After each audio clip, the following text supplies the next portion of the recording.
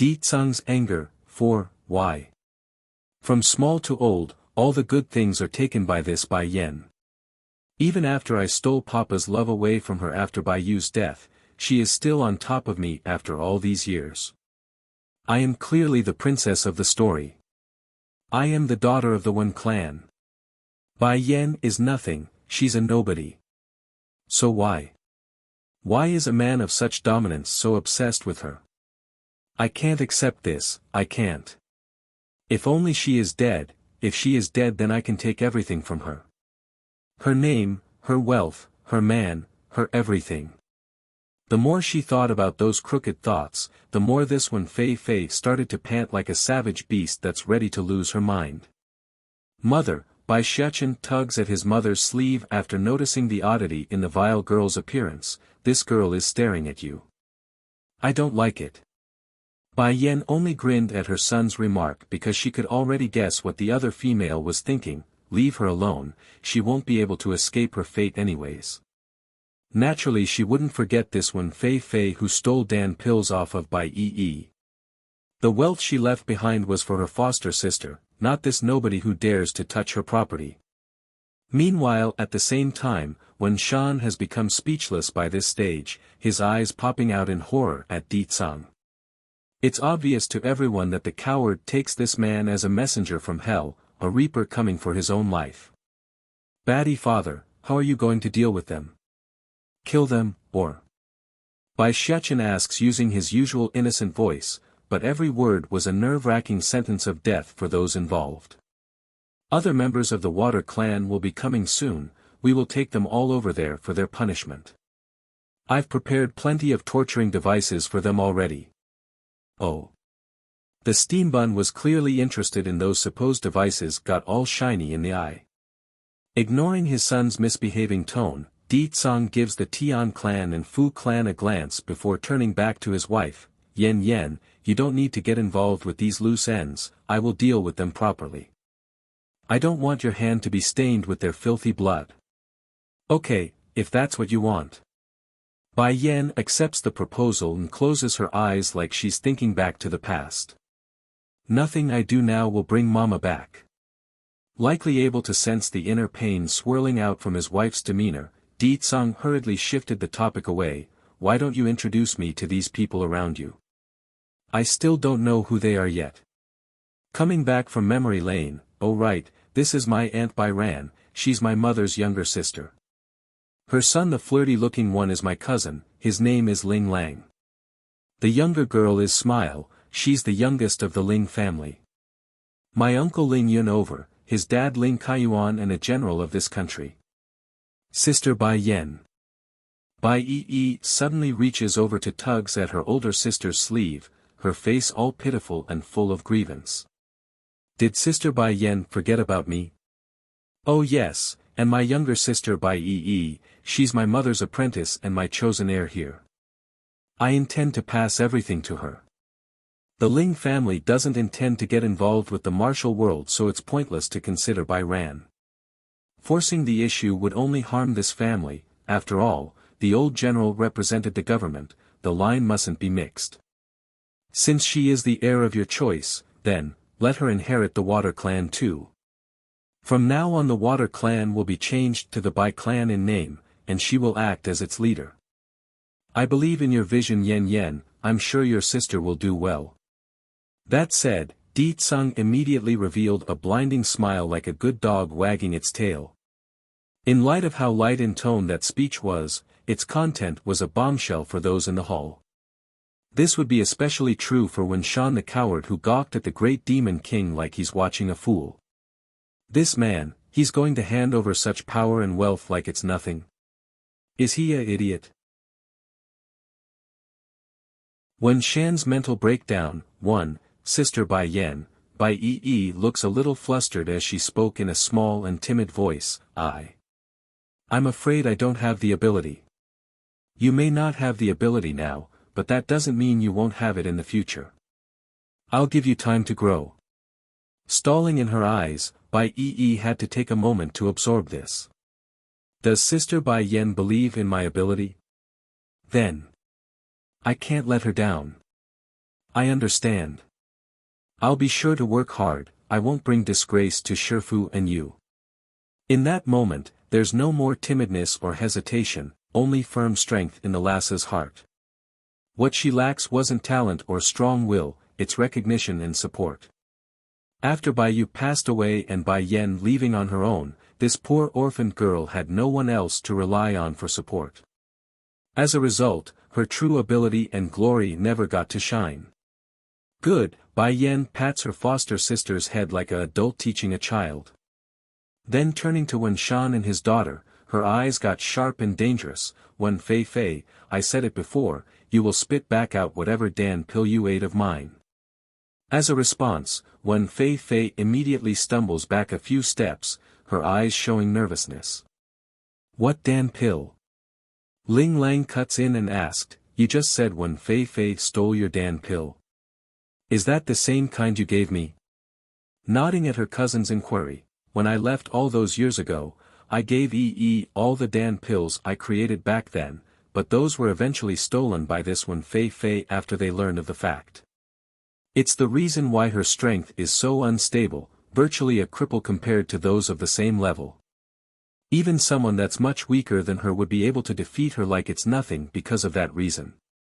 It's then when all eyes were focused in on the cowering girl who got called out, Big Bear the bodyguard finally decides to stroll in with his package. He had gathered all the individuals who took part in the Bai clan's destruction, this includes Chai Moon who got tossed to the ground and landed beside her husband. Naturally the clueless madam wouldn't know what's happening since she was suddenly dragged out from her home. Nevertheless, it didn't stop Chai Moon from getting herself back up and speaking again at those familiar faces. Husband, what's going on here? Just now this man just barged into our home and tied me up, who is he? Wen Shan did not look to his wife though, only locking onto his own daughter using that cold hard voice. Fei Fei, is what she said true? Among the inheritance left behind by Bai Yu, there's really those Dan pills and that you ate them?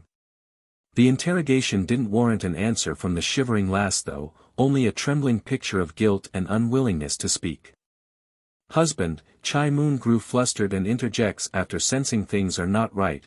Fei Fei is a little spoiled at times, but you know her personality better than anyone, there's no way she would take other people's property. How can you doubt your own daughter? If was in the past, when Shan would be convinced of Chai Moon's persuasion and wouldn't doubt it, but now, because of Di Tsang's presence, he just couldn't believe his wife's claim anymore. How could he? The Water clan could easily destroy their Wen clan without any effort, why should they bother to lie? Fei Fei, I'm going to ask you one last time, did you lie to me? Wen Shan clenches his fist as he shouted this question out, thus causing the targeted girl to openly cry. Husband! Chai Moon shot up from the floor in astonishment, unable to comprehend why her gullible husband wouldn't believe herself when he usually does. Wen Shan's mental breakdown, too, what the hell is going on here? Who was the man who brought me here just now? Chai Moon slowly scans the surrounding until her eyes eventually landed on Bai Yan's figure. Stunned for a second by who it was, she immediately shifted back to her own husband using that gentle tone she's so accustomed to. Husband, I don't know what others told you while I wasn't around, but please believe in me. I've followed you through thick and thin, there's no way we will do anything behind your back. You know me, I would never touch your previous wife's inheritance. Perhaps the gentle voice did do the trick because Wen Shan's mind began to sway again. It's plausible for him to suspect Wen Fei Fei, but there's no way he could do towards Chai Moon. After all, the woman's been with him for years and did everything out for his sake. He knows her, supposedly anyways. Yen, Di Tsang saw the wavering sign and decides it's time he opened up the first act of tonight's show.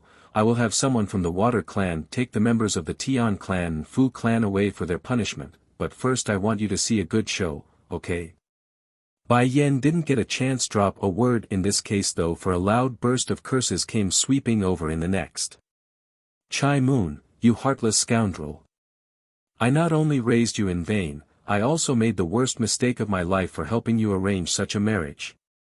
Now that you're living a good life, you're just going to toss me aside and not give a care. Coming in from the dark night was a bearded old man who was scrawny and dirty looking, his eyes flaring with anger. Wen Shan was the first to recognize this individual and became shocked by the poor state of this old man. You are my family's former housekeeper. Why are you here and like this? How come you are in such bad shape?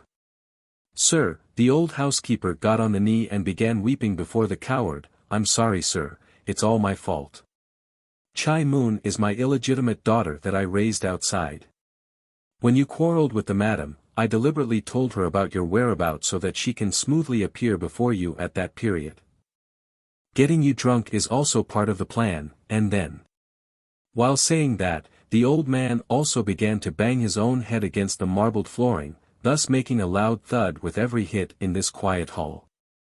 Without surprise, Wen Shan froze on the spot after getting this newfound piece of information. That year he got drunk after arguing with his wife and then slept with Chai Moon as the consequence. By the time he realizes the folly, it was already too late, the deed was done.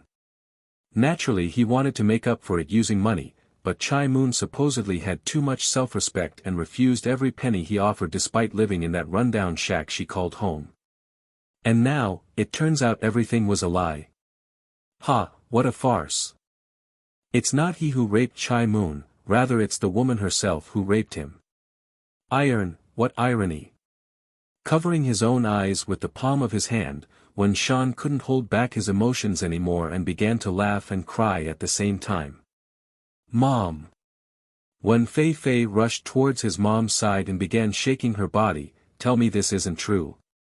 Hurry and tell me you are innocent. Tell me you are. Compared to everything else that has occurred tonight, this truth about her own origin was the most devastating.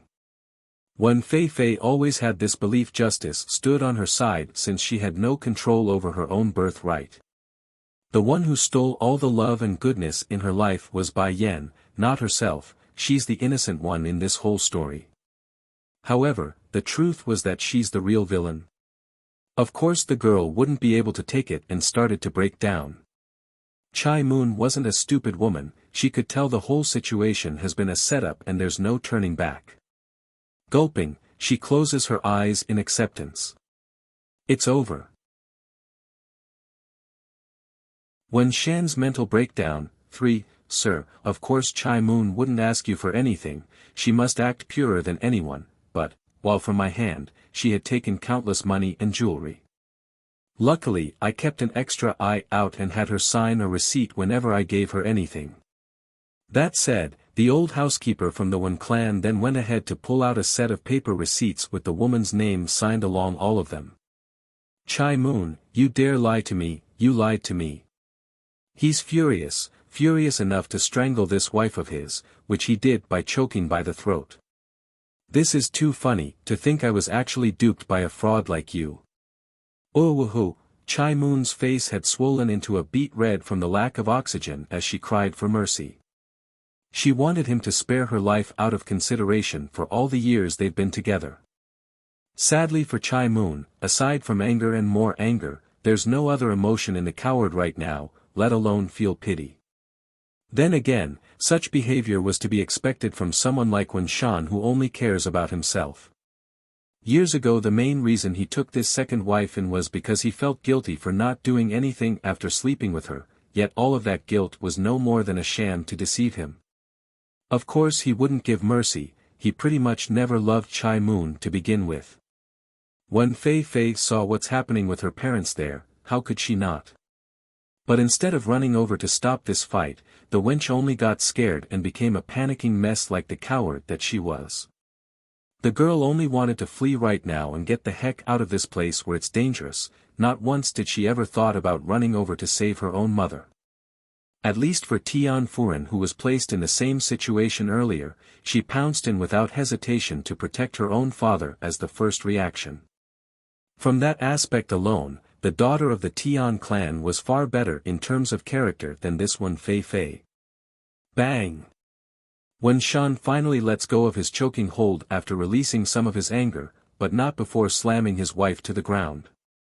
And as if that wasn't enough, he followed it up with a cruel stomp at the stomach area where the ribs are and made an audible cracking sound. Something definitely broke in there. Because of you, Yan Yan and I now have this deep misunderstanding between us. If it wasn't for you, our bond would never have come to this point today. This is all you're doing.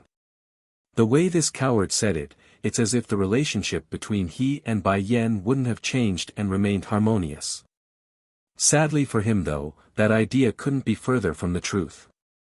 On that day where he abandoned his daughter's mother, his own wife, this coward would never be able to bend that bond. In fact, he's not even worthy of being a parent based upon his actions thus far. Yan Yan, Di-tsang figured it's about time after getting this far into the show. How did I do? Do you like the show I prepared? If you do, then I would like to get some sort of reward tonight when we get home. How about it? Bai Yan promptly shot a look at her playful husband to behave. So you brought them all here? Of course, it would be far too easy to let them die just like that without any interest. They made you suffer for all those years. The grievance you endured cannot be settled by merely taking their life. I will make them fall to the lowest depths before ending their lives. You are my wife, no one is entitled to make you suffer. Bai Yan simply smiled without objection. Indeed, these people must pay for what they've done and suffer for it. Even without Di-tsang exposing Chai Moon tonight, she herself would have done so in another way. Though the plan was a bit long-winded and indirect, it did hit the right chords with the right people. Aside from Bai Yan, there's still her aunt Bai Ran who held a deep grudge towards those involved tonight. For this younger sister of Bai Yu who died back then, Bai Ran couldn't help but feel a burst of joy at seeing Wen Shan crying out his heart in tears. Sis, do you see this? The one who turned his back on you is now paying the price, and those who destroyed the Bai clan is also going to die. You can rest in peace now. Perverted dog. 1. Chai Moon's despair had made her give up on trying to struggle by this point, only collapsing there on the floor to allow Wen Shan's kicking and punching to come down in full force. She's both crying and laughing, crying for her own folly in marrying this man, the laughing for losing to a dead person who's no longer of this world. I actually lost to someone who's already dead. I actually lost to a dead woman. Ha ha ha. Fei Fei, I want to hear the truth, did you take the Dan pills from the stuff taken from Bai Yi? The coward asks again, his fist making a crunching sound due to the anger swelling up from within. Towards the question, when Fei Fei didn't utter a single word, only crawling backwards against a wall like she's afraid of him. Pa! For that answer, Wen Shan didn't hold back and slapped down hard with his hand. Because of the force used in that hit, blood and teeth came flying out of the girl's mouth, that's how hard he hit her. Then suddenly, right as the clock struck 12 to signal the time of midnight, when Fei Fei's shivering body felt a jolt of pain coursing through those veins, turning her into a shaking mess. In no time at all, that entire back had become drenched in sweat. It hurts, it hurts. Save me, Dad, save me. Out of instinct, when Fei Fei cried out for the coward to help her despite being just hit in the face from that very same man, but as if there would be any help tonight. She might as well pray to the gods than to ask for her old man to help. I said it before, if you want to remove this pain that will only get worse and more frequent with time is to abolish your own power. If you don't, it will only continue forever. Bai Yan coldly comes before her so-called stepsister and states this, feeling so emotion about Wen Fei Fei's condition. Against this comment, the wench's heart only got more desperate. There's no way she could endure losing all that she's built up, there's just no way she could accept that fact. No, I don't want to be a cripple, I don't want to. Looking up with madness-filled eyes, Wen Fei Fei glares at Bai Yan like a crazed beast. Bai Yan, I hate you, I hate everything about you. I am clearly Wen Shan's daughter too, yet why do you get everything in life while I can only watch on from the shadows? Now I finally got to enter the Wen clan, to get Papa's attention, yet why do you have to reappear again? You want to turn me into a cripple? I refuse, I won't let you get your wish. Despite all that pain, when Fei Fei nevertheless manages to yell this out through clenched teeth. This only made her appear more ferocious, demonic, even like a devil from hell. Chai Moon saw this in her daughter and never thought this was the sort of cure for that poison. Slowly climbing up from the ground, this woman who did so many wrong in life sloppily came before Wen Fei Fei's shaking figure and painfully closed those eyes. Perverted Dog, 2, Bai Yan just said. Fei Fei can only be saved by abolishing her strength. Fei Fei, Chai Moon takes in a deep breath before opening her eyes again like she's finally come to a hard decision. Stumbling closer and closer to the wench who's still suffering, why didn't you tell me this? Biting her lip, the girl finally came clean, I don't want to be a cripple. It's not easy for me to reach this stage in life, why should I become a useless normal? I don't want that. If I become a useless normal, then not only will the Wen clan not want me, I won't even be able to survive in this city anymore. She's already thought things through. Bai Yan may not like herself much, but she won't kill her either. As long as she endures, then status and power would be within her grasp still. Chai Moon's figure visibly trembled at the stubborn and vicious nature of her own daughter. She never thought this would be the daughter she herself raised despite all the bad qualities. Reaching out with her hand to caress that sweating forehead, Fei Fei, don't blame mother here, I'm only doing this for your sake. You are my daughter. I can't afford to lose you. She doesn't have much affection for Wen Shan anymore, the only thing this mother wanted was to keep her daughter safe and live a decent life. What are you trying to do? Mom! No, don't. When Fei Fei screeches this out, her voice flustered and panicking once she realizes something bad was about to occur. You are not allowed to do anything to my Dantian, do you hear? Don't you do anything. I will hate you for the rest of my life if you do. I really will kill you if you do. Chai Moon's hand trembled yet again at that threat, but she knew it must be done. Fei Fei, if you go on like this, then you're going to die. I rather you hate me than see you die. At this moment no one bothered to stop the woman, only silently watching the two from the sidelines. This includes Wen Shan, who's still extremely mad at being played. Swoosh! Flowing in like a line, Chai Moon's energy enters into her daughter's body and causes a look of horror in Wen Fei Fei's eye. Her iris had dilated inward like someone seeing a monster. I've been deposed. And the one who did it is my own mother. Why? Why did she cut off my way of life? No. Clenching her head in agony following the disappearance of the bodily pain, Wen Fei Fei howls out her frustration without a care for those staring her way. She couldn't stop, she just couldn't. Chai Moon also seems to have exhausted all of her energy after the deed. She's not as strong as her own daughter, so the very fact that she managed to pull off this feat was a difficult task in of itself. Nevertheless, despite the exhaustion, the mother still wanted to reach out to soothe the weeping wench. Slap. Wen Fei Fei didn't take the kindness too well though. Smacking the hand away with her own, she flew into a mad rage and jumped at Chai Moon like a hungry wolf, ferocious and crazy. I am your own daughter, yet you crippled me, it's no wonder my papa doesn't want you. You're such a vicious woman, no one will ever want you. Chai Moon originally thought she knew what bitterness felt like after Wen Shan expressed his view, but when Fei Fei's sick jab finally thrust the woman into an ice cellar, cold and dark without any light. Perverted Dog, 3, Chai Moon knew her daughter would hold a grudge for her judgment, but not to hate her to this extreme. Fei Fei, I'm only doing this for your sake. I just don't want to see you suffer like this, it's not worth it. You evil woman, do you know what strength means to me? You ruined me, ruined my life, ha ha ha. Still gripping down at her own mother's throat with those hands, when Fei Fei bordered on the line of losing her own sanity. None of you who have hurt me will have a good end. Her eyes slowly skimmed over the crowd until it landed onto Bai Yan's figure. You think just because you've hooked up with the Water Clan's young lord that you can be safe for a lifetime? Don't make me laugh. Once the man learns of your vile nature, he will surely toss you away. By then everyone that you've crossed will come at you like hounds. Not minding in the least over that threat, Bai Yen chuckles and slowly walked over to her so-called stepsister's spot. Oh. That's not a problem then, I've always been vicious, that's a well-known fact.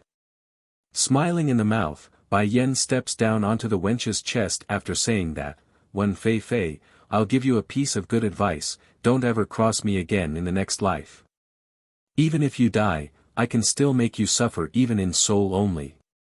Only a mad light came of that warning despite feeling the pressure against her own chest. You said you will kill your own father, did you not? Does the Water Clan's young lord know? You think he'll still want someone willing to do such heinous acts? That only brought a wave of laughter to Bai Yan's mouth. Kill my own father? I've already done that once already. Regarding Bai Jingxiang, they are technically related by blood, so what she said there holds true. However, the bond they shared could hardly be called parent and child, more like a bothersome enemy that must be eliminated. Didn't you all want to know why I gave birth to Xiachen so young? Bai Yen smirks down at the wench who's showing a strange look at herself. I'll tell you all since the ordinary folks are gone already. When I left the Wen clan all those years ago, I trained myself to the bone in hopes of getting revenge for my mother. But then 10 years ago I got rash and careless. During my attempt at creating a 9th grade Dan pill, I fell and died under the alchemic thunderstrike from the heavens. Bai Ran the ant had the greatest reaction in the way her heart trembled from this newfound information. She nearly cried out and threw herself at the lady to weep for Bai Yen.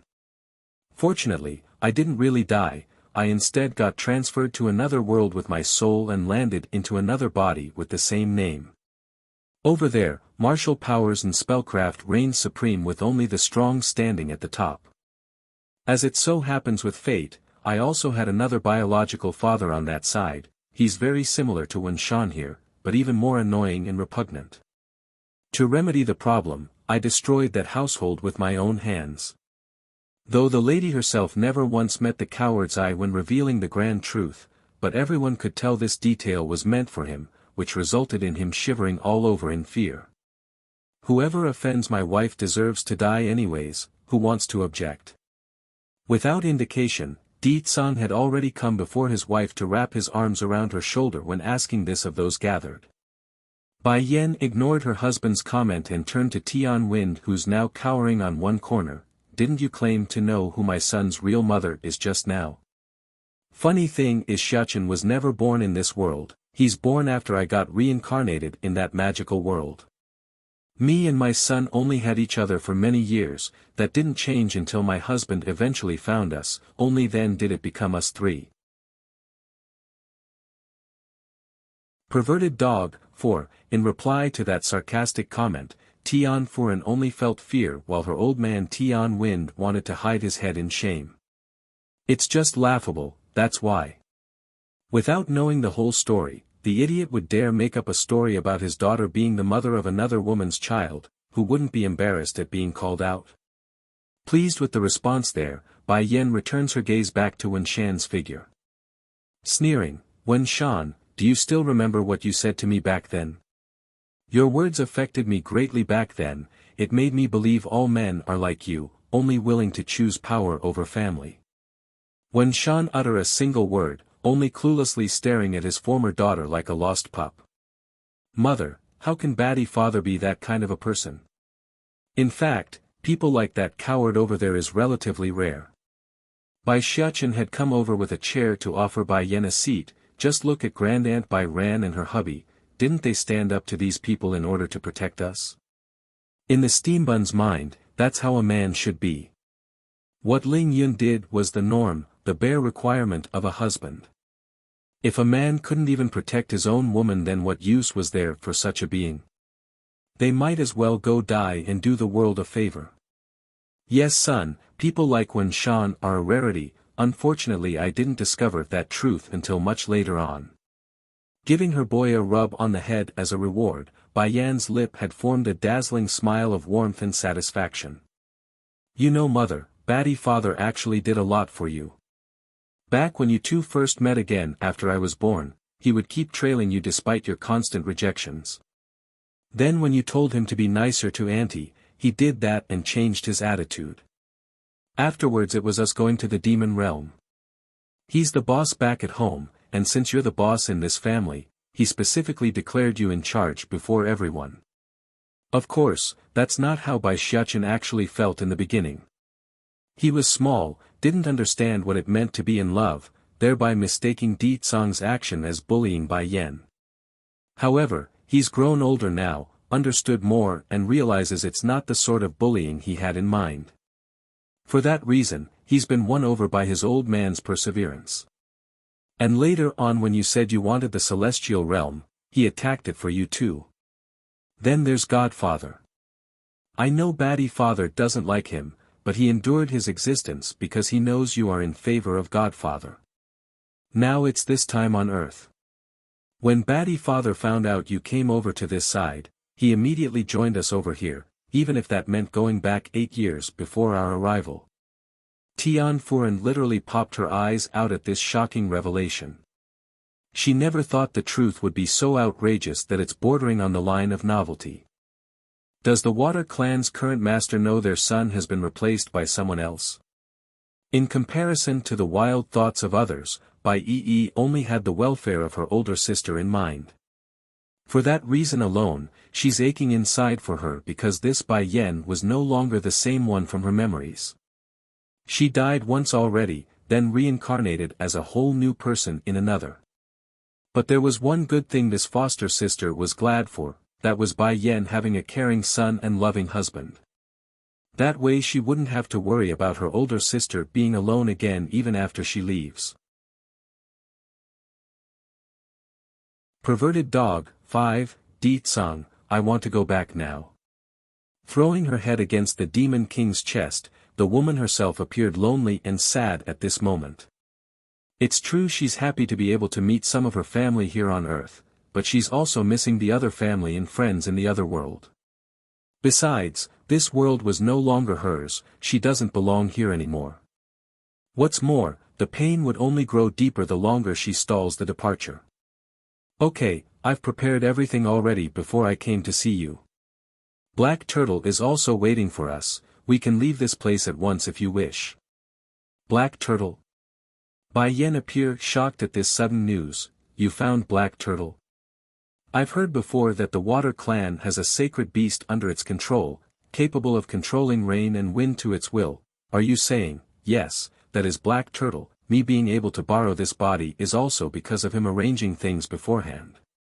But then just as Bai Yan wanted to pursue the story some more, a tug at the sleeve brings her to focus. It's Bai Yi who did that. She's all pleading in the face because she knows there won't be another chance to ask if given up. Di Tsang, can I bring someone with us from Earth? Bai Yan asks, raising hope in her desperate sister's face. In compared to staying on Earth, Bai Yi would much rather stick around her older sister's side. No, the Demon King shakes his head, knowing full well what his wife wanted by asking such a question. Your younger sister doesn't belong in that world, therefore it's difficult or impossible to bring her along.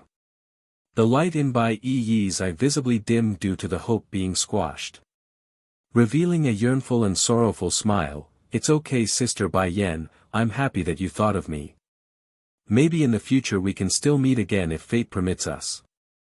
She's been trying to hide from the suppressed emotions underneath, but against her foster sister's sorrowful face, Bai Yan just couldn't hold it in anymore and clenched up inside. Then turning to skim the rest of her relatives who are all making similar sad faces, she knew this would be it, the final farewell.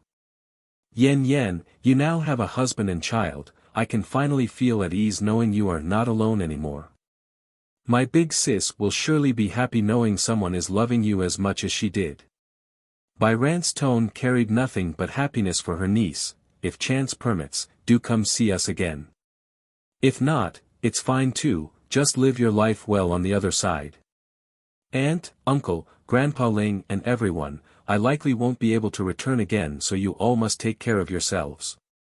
Bai Yan's solemn and heavy attitude told them all they need to hear, thus bringing the atmosphere into a heavy silence that none wanted to break. "Cousin, do you think there is a God in this world?" Ling Lang the flirt was the most impatient and eventually spoke up after a long pause. He couldn't bear to not see this newfound relative again. After all, he did fall in love at first sight without realizing they're related there. Bai Yen nodded, "Yes, there is." "Then, what if we manage to reach that godhood? Would we be able to meet again then?" Bai Yan's first reaction was a startled face at the level of ambition this cousin of hers had. She knows that even if the flirt did reach that kind of power, it wouldn't necessarily mean he would be able to come to the same celestial realm as she was in. They're different worlds, that means there must be a different celestial realm as well for immortals here on Earth. However, against the hopeful light coming her way, the demon queen just couldn't bring herself to say no. "Maybe," she says, making sure to be unspecific. "Then I will work hard, cousin. Don't worry, I won't be lazy and make great use of the Dan pills you gave me. When I get strong enough, I will go to that whatever celestial realm to find you." Ling Lang proudly pats his own chest to portray confidence. Giving each and every one of her family and friends one last glance to signal it's time, Bai Yen returns her attention back to the husband, "Di Tsang, we can set out now. After we finish arranging Yi Yi's takeover of the Water Clan, we will immediately leave this world." Perverted Dog 6. As for these remaining people, Bai Yen lightly smiled at those who wish her harm. "Let Big Bear take them back to the Water Clan for disposal. Having the world know we openly killed them here at the Ling household won't be good. I don't want to cause a panic. Causing a panic would be too troublesome here on Earth. What if the government officials got involved? What's more, this was their relative's home. Di Tsang doesn't want to make trouble for the Ling household knowing how much his wife cares for this aunt." Yen. When Shan's about to lose his mind from fear. Hurrying to scramble over, the coward wanted to plead for mercy. The woman's eyes remain very cold though, akin to looking at a stranger. From this point forward there will no longer any martial clan in this country, nor does this country need one. One command and the fate of these martial clans are sealed. When Shan continued to watch on from the back as that family slowly left for the outside. Only now does he understand how much he's given up, how wrong his philosophy has been, and for that folly, he's going to regret it for the rest of his life. After stepping out of Ling family's estate where Bai Yen could finally get a whisk of fresh air, she slowly turns around to say the rest to her foster sister, "Yi, I will let you decide on how you dispose of the One clan after we finish your takeover of the Water Clan. I won't get involved anymore. Any grievance you endured because of them can be repaid in full if it pleases you." Bai Yi simply blinked in confusion and weakly replied, "Do you really intend to give me control of the Water Clan?" Turning to her own husband with that loving smile, "Your brother-in-law never goes back on her words, am I right, Di Tsang?" Wrapping that arm around his wife's shoulder to match her words, "Of course dear, anything you say is right. Sooner or later we're going to leave this place, rather than to let the Water Clan go to waste, it's better to let you have it. I believe in my wife's view." Lowering her eyes, Bai Yi sounded very weak in her following reply, "Sister Bai Yen, I will also try to go to the celestial realm." Pricking her brow, she returns her attention to Bai Yi. "If you can't come back then I want to go find you instead," the lass says, her eyes coming back to attention with twinkling light in those irises. "Okay, I'll wait for you." Together, both sisters began to laugh, dazzling and bright like the shining stars in the starry night. They are both strong-willed individuals, that's why they are so confident when wanting to reach a certain goal.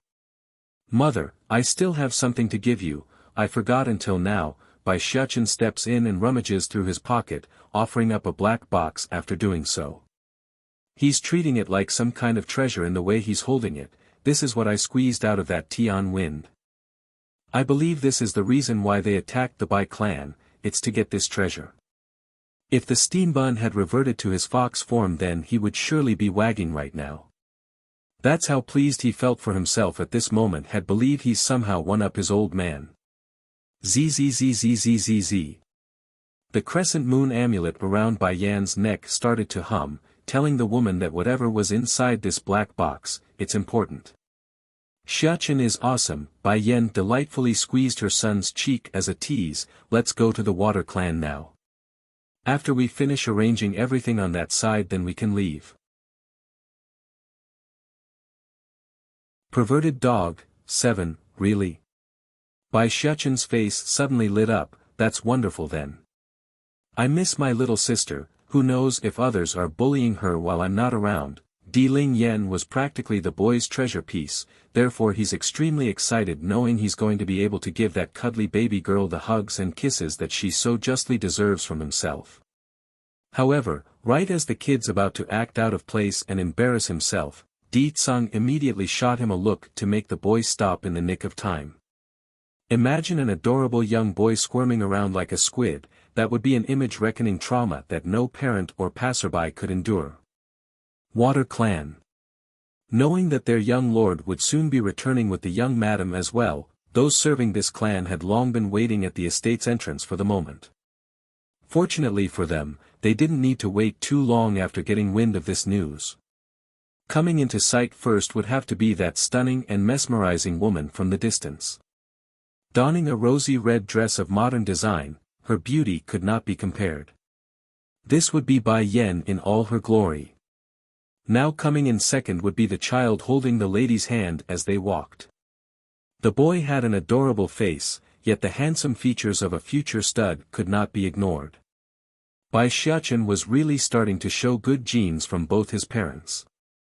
As for Di Tsang in this case, he too also carried dominant air that couldn't be denied. However, the man wasn't in his real body, rather he's using the already deceased young lord of the Water Clans, thereby directly covering up his own greatness. Whether it be from looks or air, Di Tsang just couldn't redeem his old self's dominance and ability to win over the female class. Of course, there's also Bai Yi who's following along from the rear with these three.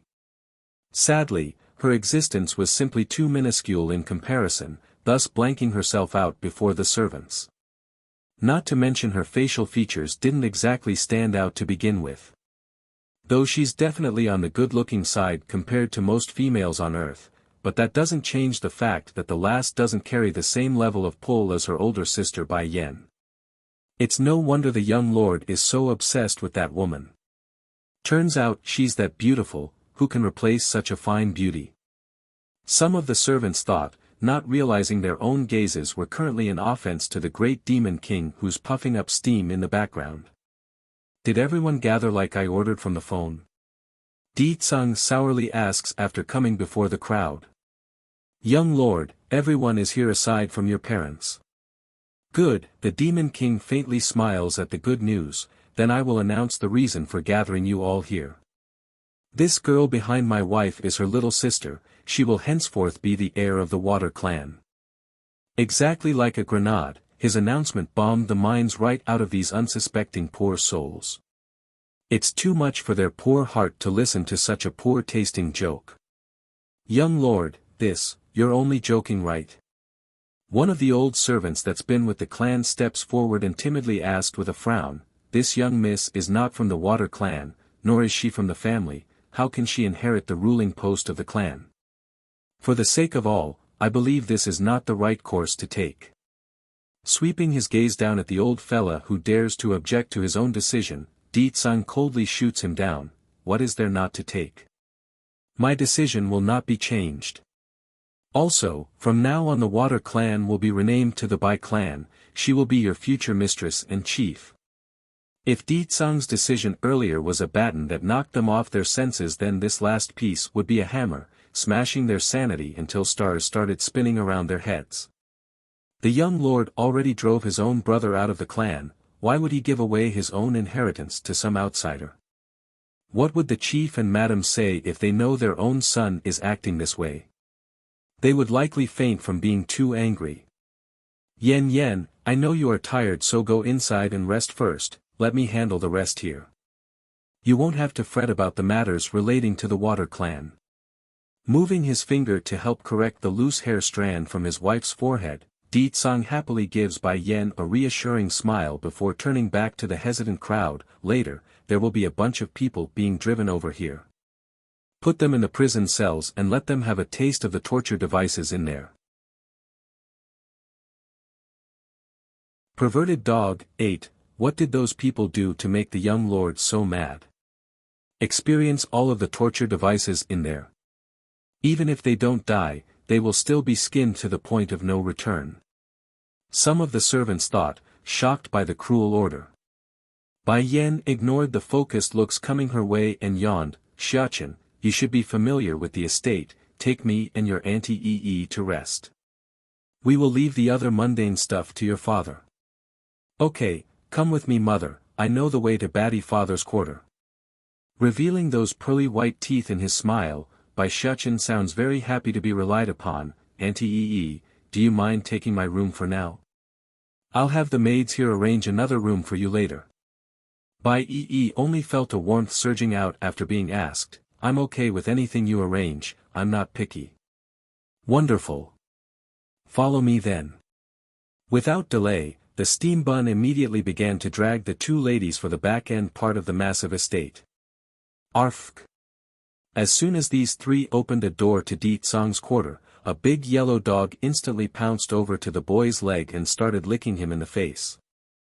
As a result of this sudden attack, Bai Xiachen became slobbered in the dog's saliva. Even so, it's clear that both kid and animal enjoyed each other's company. Yellow, do you miss me? The steam bun rubs the golden retriever's head, giggling all the while when doing so. Showing an examining look towards the retriever, then back at her own boy, Bai Yan's eye narrowed in. This is Di Tsang's dog? Are you sure he's the one who taught you those curse words? Bai Xiachen's face instantly froze up. He was too happy just now so he completely forgot his own lie. Mother, raising his head, Bai Xiachen bites his own sleeve to appear all pitiful. It's unlikely anyone would be able to remain indifferent to this cuteness attack, yet there was and she's standing right in front of himself. When did you learn to use others as your scapegoat? Not to mention a normal dog at that. I bet he doesn't even know what humans are saying, let alone teach you those foul words. Maybe, he learned it by listening to other people talk. Bai Xiachen evasively mumbles this, too afraid to make eye contact. Bai Xiachen. Bai Yan harshly calls out her boy and causes him to snap to attention. Mother, I know my fault, I won't put the blame on others again, nor use those curse words. Only then does the serious woman ease up. Remember, scolding a person doesn't always require such foul language, you can also do it by going at it in a roundabout way.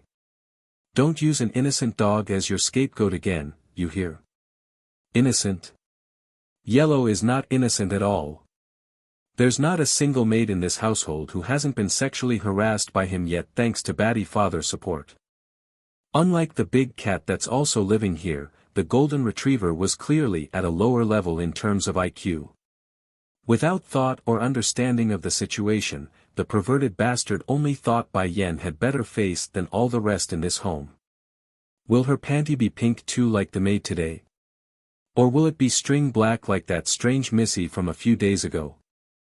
Oh, I want to see. For that shameful reason and his own male urge reacting, the dog reached out with his filthy paws and flipped Bai Yan's skirt. If it was under normal circumstances then Yellow would never be able to succeed in his efforts. However, this was a dog we're talking about, a dog from Earth at that. Because of that issue, Bai Yan didn't raise her guard and became another victim of this perverted numbskull. As the old saying goes, like owner like dog. If Di Tsang would go after her panties during their first meeting then why wouldn't the man's dog do the same? Di Tsang's decision. 1. Bai Yan's face instantly got darker than a black hole. Without delay, she slapped the perverted dog away so that he wouldn't keep staring at her underwear. Towards this outcome, Bai Xiachen only wanted to clap his hand in support. He loves playing with Yellow the golden retriever, but he would never want him doing something so provocative towards his own mother. Humph humph. That's what you get for flipping mother's skirt. Just wait till Batty father gets here, he will definitely beat your bum once he knows what you did. Mother, I didn't say anything wrong before. Yellow is not a good thing at all. He is indeed perverted like your dad, but it's also true you used him to take the blame. Bai Yan doesn't relent and won't let the boy shirk off the responsibility. In support of that claim, the dog promptly howls out like an aggrieved little puppy, making those with a soft heart to melt away in pity. However, Yellow's sneaky little ploy won't work today. I will chop off your paws the next time you dare lift my skirt, understand? Bai Yan harshly threatens the dog using her menacing eyes. Awoo. Titling his head, the dog deliberately acts stupid to play the fool. Humph humph. I am not going to stop, Pansy for life. If one has the power to back themselves up, then being a pervert like Di Tsang wasn't an issue. It's not like anyone could a darn thing towards the great demon king. However, this golden retriever didn't have that luxury of being an almighty demon, thus he's no different from walking down the path of death. Thankfully Bai Yan herself wasn't going to stay too long, therefore making it less likely for Yellow the dog to kill himself off for good. Immediately getting colder in the face after being taken lightly, a dog's IQ isn't low to begin with, plus you're Di Tsang's dog. I know you understand me, don't pretend you can't. Awoohoo. Continuing on his path of suiciding, Yellow sprawls onto the ground and laid out his paws to show he's innocent. Unfortunately a pervert never learns. Right as Bai Yan's complexion appeared a little warmer, the rascal of a dog immediately crawled forward and clung on to that white feminine leg to lick it like a disgusting filth that he was. Yellow. Bai Shichen flew into a rage, only I can hold on to mother's leg, you go away. Awoo. Since Yellow knew the boy wouldn't do anything to himself, the perverted mutt didn't relent and only showed off his devious smirk of victory. Outraged at being dismissed, the steam bun quickly ran over to give his friend there a light kick. You let go of my mother's leg. Mother's leg belongs to me only. It's mine. If you keep doing this then I won't play with you anymore, I'm only going to play with Tangerine, cat, from now on. Woo. Despite his unwillingness, the perverted mutt nevertheless relented since he does value being able to play with the steam bun. But bad habits die hard. Right before letting go, Yellow made sure to give Bai Yan's leg another lick to satisfy his own cravings, thus thoroughly grossing out the lady from the hearts down. Where in the world did this perverted dog come from? He's worse than Di Tsang in bed. At least Di Tsang would know when to hold back his urge when I warn him. Mother, are you short a leg bracelet? Throwing himself at her leg this time around, Bai Shichen looks up with his bright innocent eyes and asked. If I can be hanged on mother's leg then we won't ever need to separate. Twitching in the corner of her eye due to the unrelenting clinginess of both dog and child, Bai Yan was starting to doubt her own choice in life. When did you learn these words? Is it after coming to Earth? Mother, I am a big learner. That's a confirmation. Pulling her overly clingy son off the leg, Bai Yan gets all serious in the voice, I am not short of a leg bracelet. Di Tsang's decision, too, Sister Bai Yan, seeing the boy's aggrieved expression, Bai Yi just couldn't help but step in to help, if not, why don't you do as he wish? I think he's going to cry, I am not some 5-year-old child anymore, I won't cry. Bai Shichen proudly states this after swinging his head around. If he was still 5 then he would use those tears to win the situation to his own favor, but he's 8 this year already. Even if he doesn't care about his own face anymore and reuse that old trick, such a blunder would only bring shame to his own mother. As a filial son, there's no way the steam bun would fall so low. He won't tolerate such indignity. It's getting late, let's rest first. That said, Bai Yan pricks her brow at the dog who's wagging its tail like he's anticipating something good to happen. Yellow, you go watch the door and keep outsiders out, I do not want to be disturbed during my sleep. If you don't do this job well then I will tell your master what you've done. Without question, there's bound to be those who want to test the water with her after arriving. Towards those annoyances, she's not in the mood or going to bother with entertaining them. A wool. Yellow may be a perv, but he's a good loyal perv of a guard dog. Unless someone knocks him out, no one was going to get through him today. Sister Bai Yen, this dog is so smart. Bai Yi saw the rely and praised Yellow. She always liked animals and wanted to keep one since young, and, he's so cute. Cute? Bai Yen smirked upon remembering that embarrassing moment with her skirt lifted. Don't you mean abominable? Good thing he's only a dog, otherwise his paws would have been lopped off by now if he's human. Pricking up his dog ear, Yellow immediately got riled up after being praised. He's very happy, and when he's very happy he needs to convey such feelings for others to see. Therefore, the perfect gesture would be another go at the lady's skirt, this time being Bai Yi's. Ah! Exclaiming in great fright, the poor unalarmed lass became a huge strawberry red after having her panty flashed for all to see. Thankfully nobody's around to see this, or at least any stranger, there's only her family here so it's okay. Breathing a sigh of relief after confirming the idea with her own eyes, she puffs up those cheeks. Sister Bai Yen, Yellow is such a pervert. Now it's the golden retriever's turn to be confused for real this time. He only did that to show his affection. What wrong did he do? Imagine that, the pervy mutt actually didn't have any ill intent or dirty thoughts, he's only overly affectionate. Without a doubt, that bad habit must have been picked up from Ditsang. There's no way a dog that's neither a demon or a spirit would learn something so ridiculous. So what does that mean? Of course there's only one answer. The one who taught Yellow all this was Ditsang's usual behavior. Auntie Yi, you are going to have to look after Yellow once we leave so you better get used to his way of flipping your skirt. Giggling with delight, Bai Xiachen states this as a tease. Without surprise, the already rattled lass fell into a depressed mood at her own future. It's not difficult for Bai Yi to imagine the sort of scene that's going to unfold on a daily basis. As much as she would like to rid herself of such problems, this dog belongs to Ditsang, the one man whom her older sister took as a husband. Regardless of her own woes and opinion, she's going to take good care of these pets till the end. That's the least she could do to repay their kindness. At another part of the estate where the owners of this manor usually welcome their guests. Is the business finished? A middle-aged man says, his posture acting low like a subordinate meeting a superior. However, this man was no servant. He's the current head of the Water Clan and biological father of Ditsang's current host body. He and his wife had been waiting here for a while already ever since they got wind of the Demon King's return. Ditsang's decision. 3. Unlike the others in this clan, only the master and madam of this household knows about Ditsang's secret, his true identity. Therefore, it's not surprising they would act so subservient to this being that took their son's body for use. After all, this clan existed to serve Black Turtle, not the other way around like the public thought.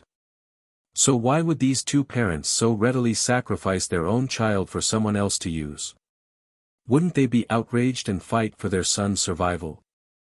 That's what any normal parent would do, wouldn't they? Well, this wasn't a normal household, nor does the son have a strong relationship with his parents to begin with. He's practically estranged to them since he got taken in by Black Turtle at such a young age. Furthermore, the master and madam had plenty of children, including plenty of grandchildren under their watch. What does it matter if one died somehow? They could easily replace him by making more. If not, they've secured plenty of grandchildren by this point. All in all, their bloodline was secured. Yes, it's done. Ditsang didn't give any emotion in his voice, bordering on the line of indifference. We will be leaving this place very soon. Taken aback by this news, the master and madam stared at the Demon King in surprise. Also, we're taking Black Turtle with us too. The guy immediately flew into a panic at this bombshell. What will we do if you take the sacred beast away? The achievements they have today are all thanks to the leadership of Black Turtle. Without that ancient creature to watch over themselves, what would they do? Humph, don't try to play dumb with me. With the strength of your clansmen today, it doesn't matter whether Black Turtle stays or not. Furthermore, my wife has found an heir for you lot. She is my sister-in-law, my wife's younger sister. As long as time's given to her, she will grow to become the strongest here on earth. Di Tsung states this like the decision's made, ignoring the hesitant look coming from the two humans. Yen Yen left a lot of her Dan pills for Bai Yi, coupling that with her initial talent, she's bound to become the strongest in this world where it's lacking in spiritual energy. I'm not here to ask for your opinion, I'm just telling you about it, and don't forget that your clan was no more than a weak household that needed protection. Everything you have today is thanks to Black Turtle.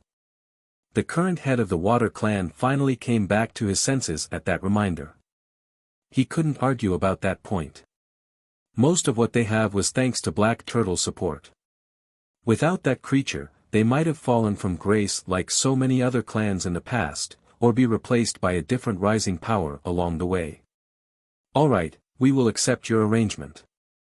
A cold flicker flashed in the Demon King's eye at the quick compliance, but from what I've observed of you people, being submissive isn't part of your nature. Black Turtle definitely played a part in helping the Water Clan climb this high, but the insidious and sneaky ploys from you lot also had a huge hand in it, don't you agree? Showing an awkward face, the master of the house decides to be blunt, then what do you intend to do? I will imprint upon your souls, this seal will last 10 years.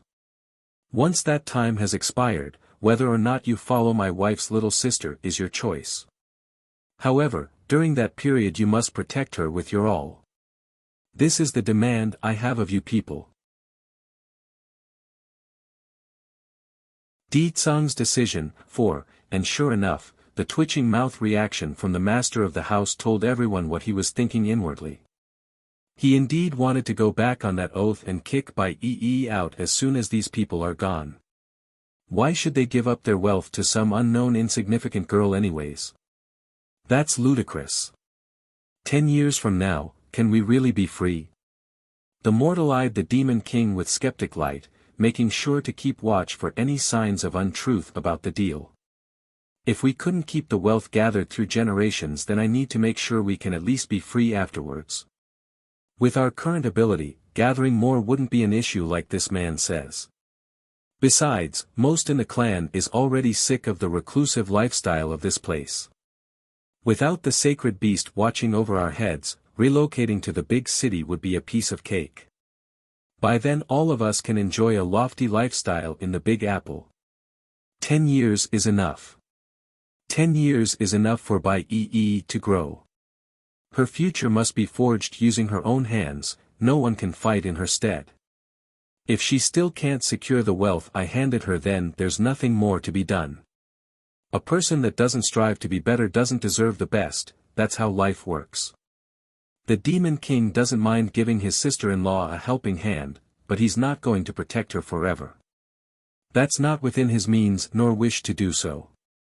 However, the properties of the Water Clan, whether it be wealth or power, you have no right to take any of it away afterwards. In the future the Water Clan's name will also be changed to the Bai Clan.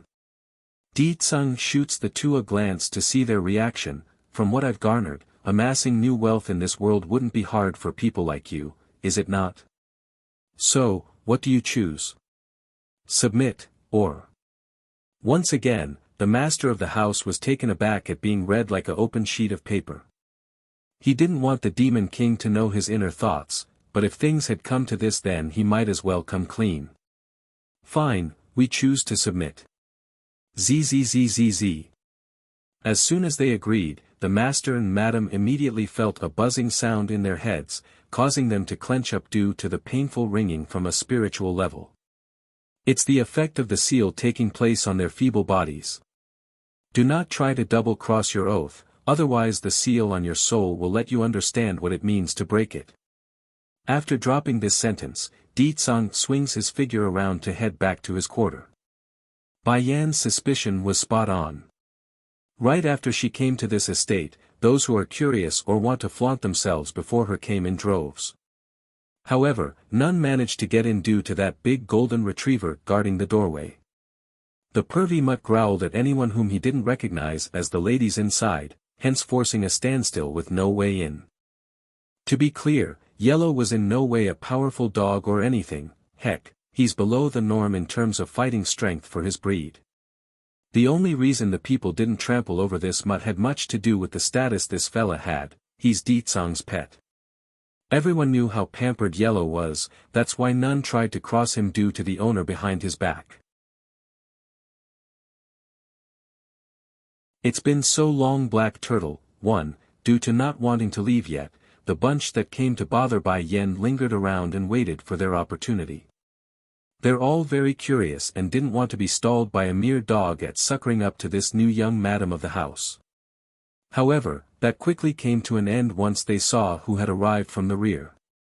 Young lord, some of the more wary ones greeted Deetsong after sensing his arrival. Getting dark in the face, the Demon King's mood got even more annoyed than usual after witnessing the charade that has become his place of rest. What are you all doing here? Scram! It's a well-known fact that this guy's ruthless and cruel in his way of dealing with matters that annoyed him, therefore the group had no trouble making themselves scarce at this moment. That's all these people needed to make themselves scarce. It's a well-known fact around here Deetsong doesn't deal kindly to those who cross him, that's why they didn't dare go provoke the man. Arf, feeling the weight lifted from its shoulder after seeing the intruders gone, Yellow the pervy mutt immediately got all friendly with his owner. The perv wanted a pat on the head as a reward for doing a good job, however, Deetsong didn't give him that and instead simply nodded and tried heading inside. Arf. Perhaps the letdown aggravated the mutt, but Yellow reacted instantly there when he saw the movement and pounced onto his own master's leg like glue and bit at those pants. He's been tasked with guarding the door, that means no exception regardless of who was coming. Let go. The man grows increasingly more incensed by the maltreatment he's getting from his own pet. This dog is getting ahead of himself, how dare he bite me and block my path. Yuwu, despite the order, Yellow didn't relent there and only got more intense in his tug. The poor dog couldn't speak his mind, so the only recourse he had was to make noise and do his best. The sweet panty mistress already said I can't let anyone inside, this includes the master. Is Yen Yen sleeping? Did she task you to keep those people from going inside? Deetsong eventually got it after seeing his pet's behavior towards that gathered crowd. He knows the dog had a higher intellect than most animals, that's why he's so fond of Yellow. Arf arf. Following that bark as confirmation, Yellow continues with his act of biting the man's pant and trying to drag him back. Unfortunately for this loyal guard, the Demon King didn't like playing tug-of-war with him right now. Letting the pant rip from the knee level, Deetsong swiftly takes this opportunity to slip past the doorway and into the yard, thus leaving the baffled dog in the background. Naturally Yellow wanted to give chase so he could drag his owner back outside, but the second he took a step with those paws was when he stopped. He's circling around over what to do because Bai Yen specifically told him he couldn't leave the post. Bai Yen had long overheard the commotion outside with her husband, yet the woman didn't move, only quietly watching the sleeping boy in her arms that's been overly exhausted by the trip today. Deetsong's first image when he walked in was this. Immediately, the man picks his son up with one hand and rouses the steam bun up. Batty father. Rubbing his snoozy eye, Bai Shuchen murmurs this out before snapping into attention at that grumpy-looking face. Batty father, are you done with your business already? Yes, I'm done. Go out first, I have something to discuss with your mother. That said, the Demon King wasted no time and readily tossed the poor kid out the door and closed it behind himself, thus leaving the child outside in the cold and cluelessly staring into the air. It's been so long, Black Turtle, too. Bai Shuchen's momentary daze outside the yard lasted no more than Yellow's patience did, for the pervy mutt just couldn't resist coming over to give the boy a lick on the face after seeing what has transpired. I just knew it's going to turn out like this. As long as Batty father is around, then I won't be able to sleep by mother's side. He felt aggrieved and angry at the same time at the terrible thought. Sadly for this poor child, he couldn't fight nor overcome his old man who's many leagues ahead of himself. In the end the steam bun could do nothing but accept reality as it was, his mother's bed belongs to his father and not him anymore. On top of the elaborately carved bed, Bai Yen waited patiently for her husband to return from the outside. Grinning as she watched him, "How did things go?" she asks with chirpiness in her smile, finding humor in the way her family behaves. Di Tsung naturally knew what Bai Yen was asking about and quickly returned with a smile of his own using those love-bearing eyes, "I've already set things in motion. Bai Yi will have 10 years to grow in this place. Afterwards, whether she succeeds or not is up to her own efforts." Bai Yen pleasantly nodded over the arrangement. "That's good, giving that girl some pressure will help her grow. If we arrange everything without hurdle then it would only harm her instead of helping. She really does like this foster sister of hers from the hearts down, that's why she must see to her well-being and future."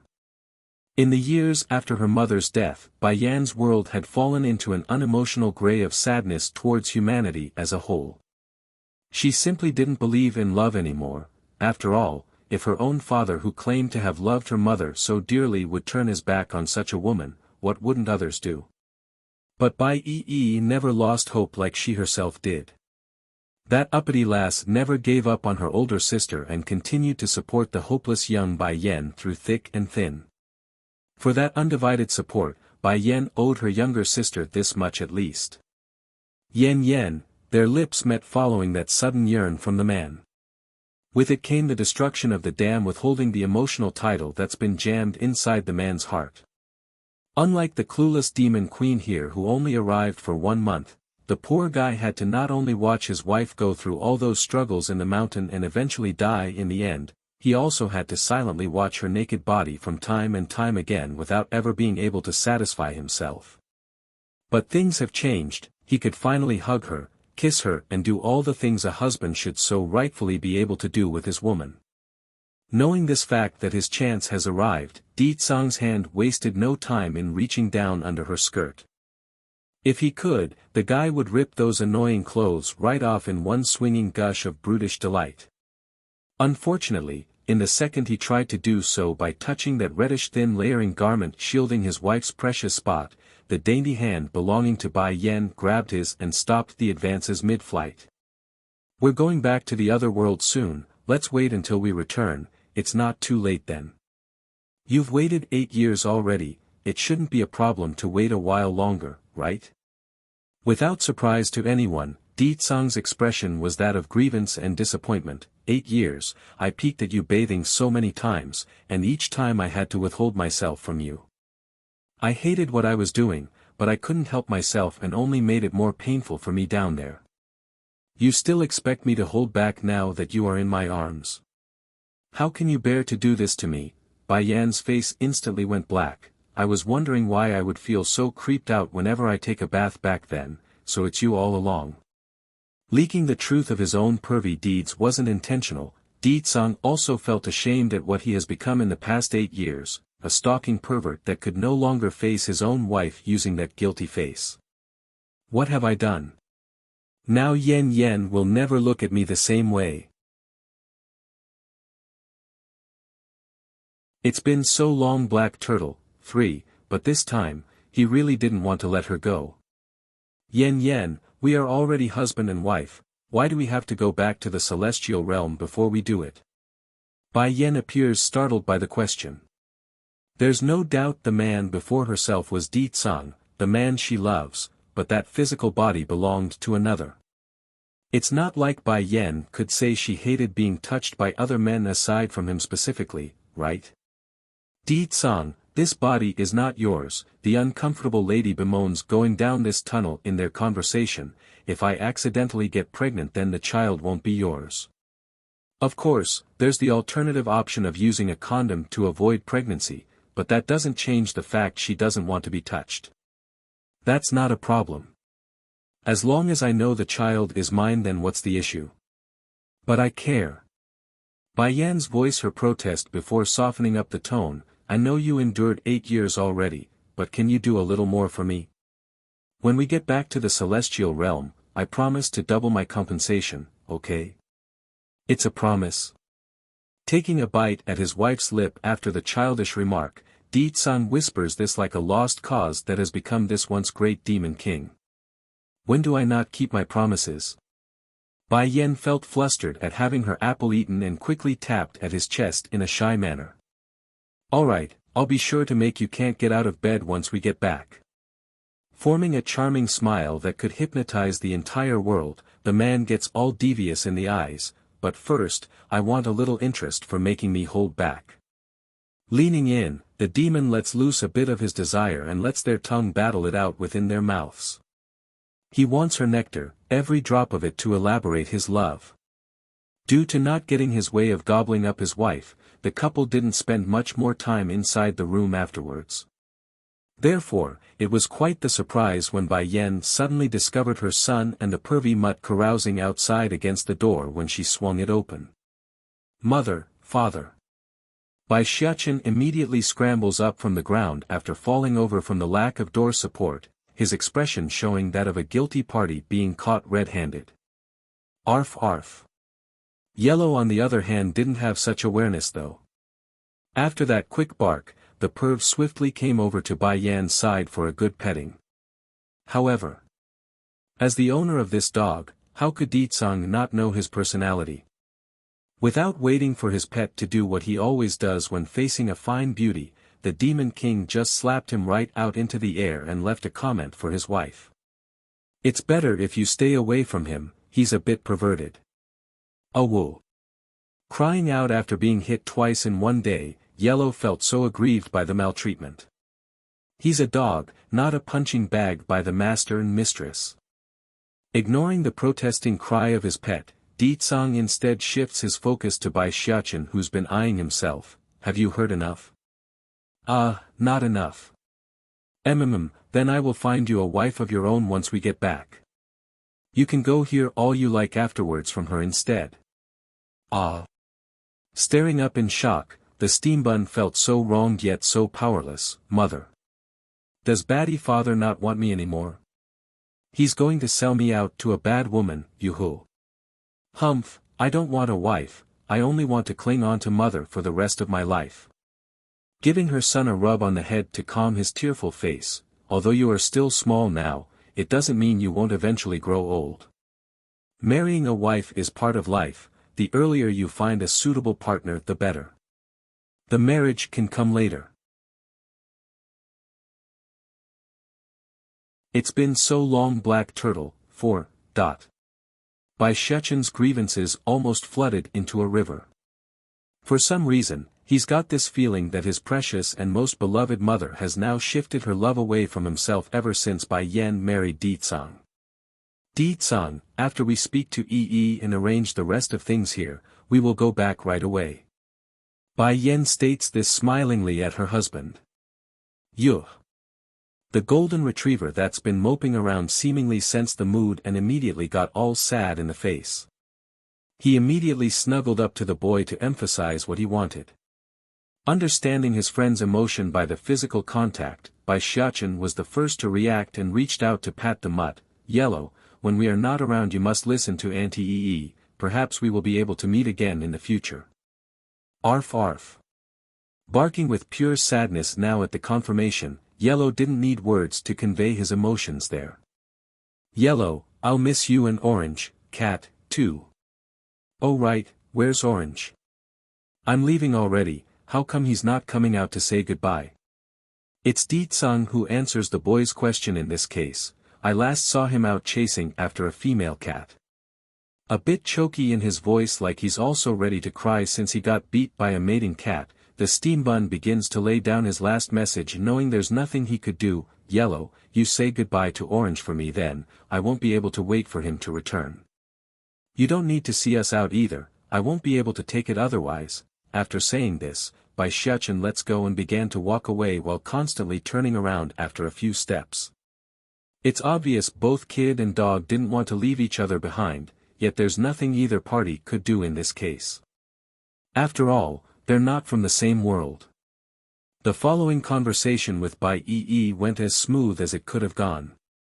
Although the younger sister didn't have much confidence in herself just yet at being handed so much influence and power, she nevertheless wanted to try in order to prove to Bai Yan the trust wouldn't be in vain. That meant regardless of the price she must pay in the path, the young lass would do her utmost to achieve that goal. Just like that, everything set and needed no more interference from the couple at this point. They're ready to leave, but not before bringing Bai Yi along to help pick up the deceased body that Di Tsang was using. That's the least the Demon King could do since he borrowed the guy's body for so long.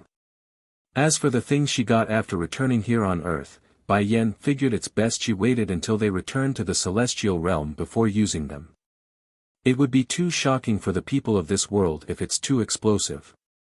Before long, after walking up the mountain for a while, Bai Yan soon saw the image of a handsome man wearing a long white garb waiting at the top. He's smiling at herself, and that told the woman all that she needed to know. Black Turtle, it's been a long time. Bai Yan still doesn't have any memory of that life from the past, but the connection she shared with this person was all the proof she needed in this case. It's a kind and familiar connection, something the woman couldn't quite describe yet couldn't ignore. My queen, it's been a long time for me as well. Black Turtle slowly came before her and stooped down his body to perform a half-bending greet. In that instant, a series of images came flashing back to Bai Yan's head. It's a man dressed in a white garb swinging a long white sword. He's dashing yet gentle even to the enemies he faced. That's Black Turtle, the proud general under her rule who stood at the peak of a cloud-covered mountain. Black Turtle, coming back from her trance after that brief lapse, Bai Yan faintly smiles at him but with even more closeness in the voice, although I still don't remember everything just yet, but I do understand. You are very important to me. Now that you are back, it's time I brought all of you together. Azure Dragon, Vermilion Bird, and White Tiger, it's time you all met again. Vermilion Bird mentioned this to her before. If Bai Yan could gather all of them again, then she would need to head back to the Demon Mountain. The bird has something for her. Yen, let's go, we will go back now. Catching his wife's hand to lead the way, Di Tsang swings his gaze to the man behind himself to signal it's time. Black Turtle, contact State Teacher, you and him will open the portal. Yes, sire. Arching his fist, Black Turtle complied without hesitation. Madness, 1, Celestial Realm.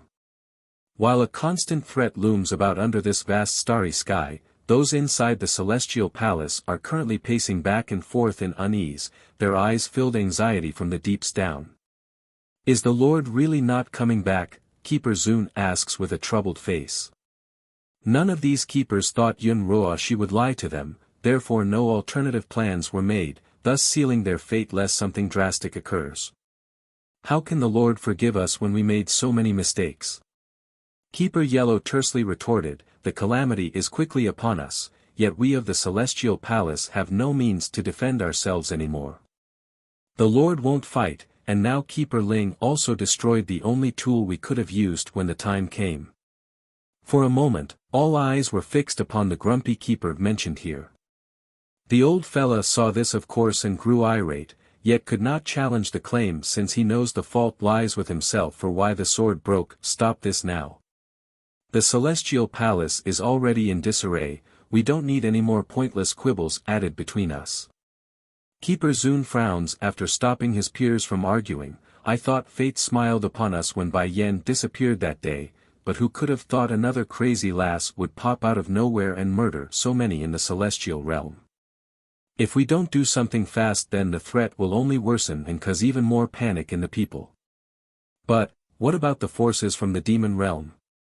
Another keeper speaks up, his voice getting worried. Though their army have retreated back to their own border and left ours, it doesn't change the fact that they are keeping an eye on us. If we leave the palace, then it would be the perfect opening for those demons to destroy everyone. We can't just let them do that, can we? I understand your worry, my brother. However, Di Tsang and Bai Yan have already gone missing. That means the remaining forces in the Demon Realm is greatly weakened. If we don't go provoke them, then it should be fine. They most likely won't do anything rash during this period. This was Keeper Zun's optimistic opinion. He's honestly been scared to the bones at this point and wanted nothing more than a truce between both sides. The old man has seen for himself what Bai Yan could do after this short period of growth. With time, that woman would stand at the pinnacle of this world. Challenging such a person would be unwise and foolish. Besides, they needed Bai Yan, they needed her to fight when the great calamity arrives. Funnily enough though, there's no way Di Tsang and Bai Yan would ever agree to a ceasefire, nor does the demons as a whole accept such an outcome. The hate they have for the celestial realm have long been printed into their souls. Unless the demon realm firmly stomps on these people from the celestial palace and make them suffer the same level of suffering demonkin did thanks to their mistakes, then a peace treaty would be out of the question. It's then without any indication during their gloomy silence, the grumpy Keeper Ling suddenly pulled himself up from the seat and began heading for the exit. He didn't say a word, but those behind him could immediately see what he was doing and called him out. "Keeper Ling, where are you going?" Keeper Zun frowns and asked. Stopping right before he reached the door, the grumpy old man casts a sideway glance back at his peers. "You have all lost your backbone, but I have not.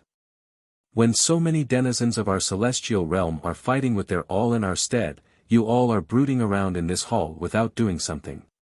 I will not stand for this. I will go face that crazy lass myself if I must." Having said this, his figure explodes into a flash of light and disappeared before everyone.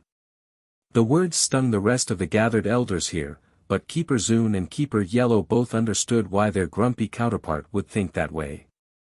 Without objection or outrage, they also gave chase after sharing an understanding glance with each other. Keeper Ling is right. If we continue to worry this and that, then nothing will ever be done. The demon realm isn't attacking yet, that means we can still use this opportunity to save as many as we can. Madness, 2, inside a city located not far away from the Celestial Palace, countless powerful individuals are currently confronting a little girl who radiated a dangerous air using those demonic eyes of hers. She's gorgeous yet unapproachable with that spear in hand. "Kill her," one of the stronger-looking men commanded, sending the rest swarming up to rush this foe. With the blood spraying everywhere as their attacks crossed, the girl only got more impassionate. "Give me my mother and prince brother back, you'll give them back. These people in from the celestial realm only knows how to hurt us, hurt mother and his highness, perhaps. They will never come back again." At the thought of the worst possible outcome, a blast of madness ripped into the Mrs. Eye, causing her attack to grow ever more ferocious. "Die. People in the world who hurt my mother and prince brother all deserve to die." The group defending his area was already nearing their limits when this occurred. Now to be confronted by another surge in strength from the girl, how could they take it? Of the one who ordered the hit, he was the first to go by having his head blown right off that neck and leaving a downpour of red in his wake. "Return my mother, return my prince brother." Screaming in her voice, the little girl's every maneuver now brought great fear to those who are trying to reap her life. This. How is this possible? Is she really just a little girl? In all the panic and chaos, those who are too weak to retaliate quickly found themselves caught in the shockwave in the following sonic boom that sent everything flying off into the air like a cyclone just rammed through the terrain. It's pure carnage. Whether it be building or person, they were all merciless wrecked apart or blown away into some rubble. Somewhere else inside a mountain peak of the celestial realm, Di Jin Tian the little glutton had no idea the sort of trouble and destruction the outside was facing. The kid only wanted to continue filling his tummy with the delicious fruit in his hand, thus leaving that belly bulging with delight. On the contrary, his twin sister Di Ling Yen actually became depressed for a short while in the initial phase of being sent away with First Elder. She wanted to be with Bai Yan. Sadly, she got no way to do so and eventually found herself landing here in this little stream up in the mountains and playing with the dragon on whom she's sitting atop of. Of course, the twins didn't come here alone, they're being closely escorted by Winger the ancient bird demon who now acted as their loyal guardian. The man felt great guilt after all he's done, therefore he felt the need to protect these kids while the demon realm's main forces retreated back to their own territory while awaiting Ditsang's return. Madness 3. While the twins were busy enjoying themselves here on this serene mountain top, First Elder was more into contemplating the fate of their kind and the future it beholds. But the quiet times wouldn't last, for in the next moment of his long thought process came a huge draconian roar that rocked the air far and wide, reaching even their location that's devoid of civilized settlements. It's Princess Dragonie's cry. First Elder thought after jumping down from the boulder in which he's perched, what could have happened to cause Her Highness this much grief? This won't do, I must locate her immediately. She is the Queen's goddaughter. If anything happens to her while under my watch, then I won't be able to face the Queen anymore. Taking to the sky to swoop over to the twin spot, Winger, I'm leaving you in charge here, protect the princess and prince while I'm not around. Swinging his head around, Winger didn't need to guess on the reasoning, for he too heard the cry. Is it to do with that dragon roar? Yes, you're correct. I must leave now, so I can't explain. If the Queen and King return, then take them both back to the demon realm. His Majesty will know what to do if I don't return in time. Dropping these orders down, the old demon elder didn't say more and rushed in rapid pace to find the dragoness. Back over in the city, a grave scene has taken hold of this settlement. Those who aren't strong enough or fled at a much earlier time have mostly died by now. They are very scared of the young dragoness who's clearly not in the right mind. You're never going to find your mother and prince brother in this lifetime, ha ha ha. One of the more frightened defenders couldn't bear the intense pressure anymore and began to laugh maniacally. They're all dead, that's why, they're all dead. The others remaining were all immensely shocked by their comrade's outburst. They understood why one of their own would lose themselves like so. After all, the other girl had started the attack without any warning and kept insisting they tell her where that mother and prince brother was. And if they refused, she would charge at them and smash everything in sight. However, there remains a pattern to this, so the last of them could still contend with the fact, but now. One should never provoke someone that's already walking on thin lines in their head, otherwise it would only cause more harm. And sure enough. When the person's words came out, the young lass's iris diluted into an unfocused haze, the sounding cutting off from her world with only the sound of heartbeat thumping. It's a very rhythmic sound, but a knock on her last strand of reasoning as well. Dead? Mother's dead. Brother Shuchen is dead. Didn't they only said they're missing? Why would they be dead? If they're dead, then what am I going to do? Tears flowed down the girl's cheek like a raging river, unable to be stopped or hindered. Revenge. I'm going to avenge them.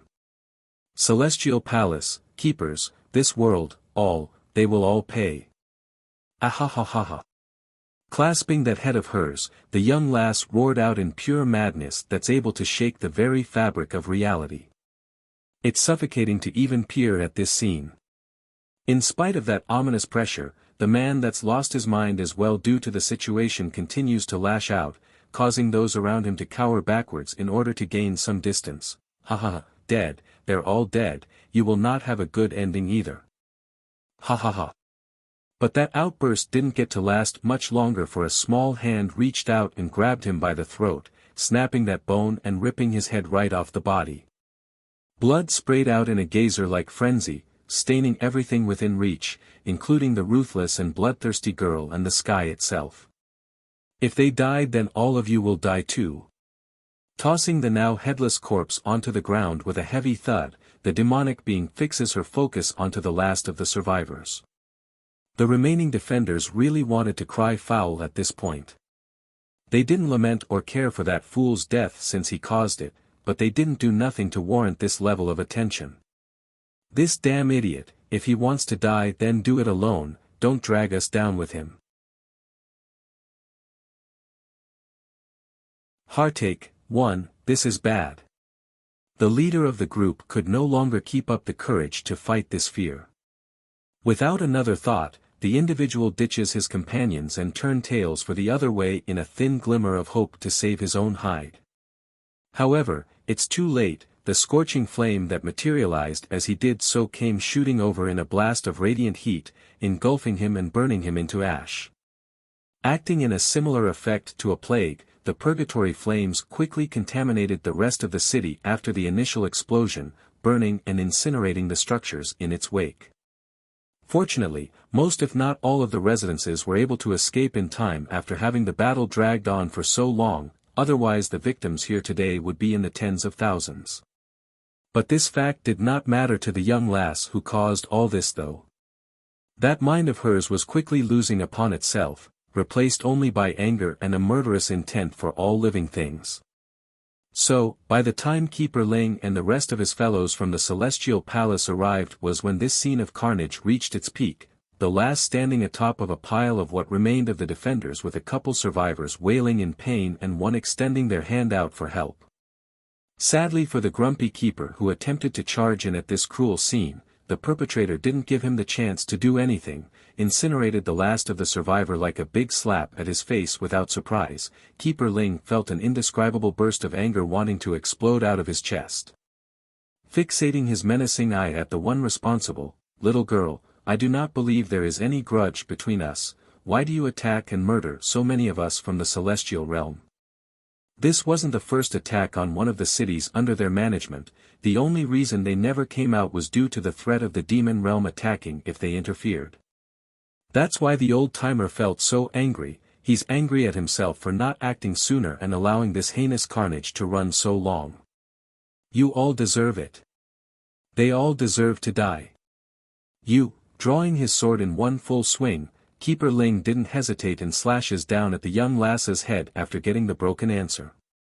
Despite this sudden and sneaky maneuver, the blood-covered girl neither hid nor dodged, only strolling forward as the sword came down.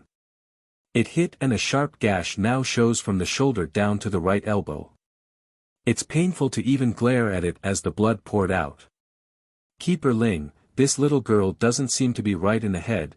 Keeper Zun zoned in at the erratic tone and commented, "Her symptoms, it's as if she's gone berserk." Not only that, she seems to sense a deep level of sadness as well exuding from the girl's body. As if she's willing to throw away the life she had due to its meaningless existence. Not good. The kind keeper exclaims suddenly, "She's not only gone berserk, she also wants to commit suicide with us." Suicide? Jolting to attention at the phrase, Keeper Ling, who had the biggest balls among his peers, didn't want to get an inch closer at this point. He's arrogant and stubborn at times, but that doesn't mean he's willing to die for nothing. So, turning to his sword, he slashes out multiple times and shot out energy blade after energy blade. The repeated attack worked. Falling into tatters, the blood-stained dress was cut all over with the deep wounds on that body to showing for it. In light of the savage hits, she doesn't falter and lacked any image of someone suffering from pain. On the contrary, there's only a deeper level of hatred in that dainty little face, which manifested into a deep dark black burning fire that scorched everything in its vicinity. "Keeper Ling, don't let her near us." Keeper Zun advises his peer in great shock. Make no mistake, there's no question in the kind keeper's mind that the girl's current state was dreadfully dangerous. Take that black burning fire, it's giving him such a bad feeling that he instinctively. Heartache, too. Keeper Ling didn't relent in his attacks, only increasing in his furor by throwing blow after blow out towards the demonic being. Sadly for him though, that deep dark flame reacted with a mind of its own, burning and incinerating any energy blade he shot at her. Then to counter his own attacks, the pyre of black suddenly took on the shape of a dragon and pounced at himself, whistling over in a mounting charge of death. "Run!" Keeper Yellow grits his teeth and yells this out aloud, not wanting to keep mixing himself with this freaky girl. He could see the attacks were fruitless. When did the demon realm have another strong one like this? Why didn't we know about this? Seeing Yellow already fleeing for his own life, the other keepers who also witnessed this immediately turned tail and ran as well. However, one of them acted just a tad too late there and got caught by the flaming dragon that coiled into a deathly grip around the leg. By the time any of them realizes this had befallen one of their own, it was already late. All they could hear were the deafening scream of their own brother in this dark damp night as they glanced backwards. As much as their hearts wanted to help, they are aware there's nothing they could do but flee from the scene of carnage. Dragony wasn't going to let them escape, of course. Increasing her pace to give chase, the girl didn't make it far before a hand suddenly grabbed her by the shoulder and stopped her on the spot. As retaliation, she swiped backwards in a reflexive jab at the person. Bang! The one doing this was none other than First Elder, who had just arrived on the site. He did not expect such a strong reaction in that instant and took the hit fully, causing his old body to stumble backwards and shuddering in dismay. But as the old saying goes, an old bone always has more experience than the young. Despite getting hit, the old-timer was quickly able to recover and make sense of the carnage around the ruined city. "Princess Dragony, what is going on here?" Then, seeing the wounds all over the young lass's body, First Elder's face darkened as he peered in the direction of those fleeing keepers. "Is it the Celestial Palace who did this to you?" Yet no reply came from the princess's mouth, only an indifferent stare at the old elder before turning back to her initial course of giving chase. "You can't go!" First Elder exclaims, quickly reaching out again to grab hold of Dragony's hand. "You are injured. If you continue to overdraw on your powers, then your life will be expended and you'll die." Funny part was that Dragony never intended to live after this fight anyways, thus making the elder's concern moot. Once she kills them all from the Celestial Palace, then she would kill herself regardless. It doesn't matter in the end. "Go away." Finding the old elder won't go away, Dragony releases a sliver of her powers to shove the person away. This appalled the old elder. In honest truth, he never thought the young dragoness would hold such powers that threatened even himself. Above all, he could tell Dragony was already tapping into the dragon essence inside herself to power this feat. If this continues, then nothing would be able to save her. Like the old man suspected, the situation has gone from bad to worse in this brief period. However, not all hope was lost. Dragony still had a glimpse of sanity left in her. Otherwise the girl would have attacked the old grandpa in force at the beginning. "Princess Dragony, you mustn't go. The Celestial Palace will be dealt with by the forces of the demon realm. At this rate you will really die. If you die, then what about the queen, your mother? And what about Prince Xiachen? He is going to be extremely sad if you die." Hurrying to get in front with arms spread, First Elder didn't want to risk letting her get away after seeing that feet moving. And sure enough, the very mention of those two brought a wavering stall to Dragony's movement. Yet it's not due to her coming back to reason, nay, it's an intensified anger swirling in those eyes like it's going to erupt. Heartache. 3. Those people killed mother and brother Xiachen, those people killed them. They're all damned and deserves it. I'm going to avenge them by murdering them all. Crying her hearts out, Dragony's body began curling up into a ball as she clasped her head in agony. There's so much sadness in that voice that it's unbearable. First Elder's heart raged at this like a good senior would when facing a junior's pain. He doesn't know what has been said by those bastards, but it couldn't have been good if Dragony would lose herself to such extent.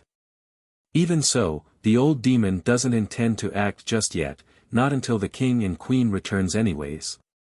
It's just a matter of time, and when they do return, the first to be conquered would be the Celestial Palace. I am so miserable. Mother is not around anymore, Prince Brother is not around anymore. Why is it only me here? It's so painful. I'll murder them all. At first the old demon elder thought his persuasion had some effect in bringing the princess back to her senses, but that last bit about murdering them all instantly shattered any illusion he had about that notion. Then glancing down at those red menacing eyes, he saw the madness swirling within those irises. It's enough to make him flinch backwards like he's peering into a chaotic void ready to devour the whole world.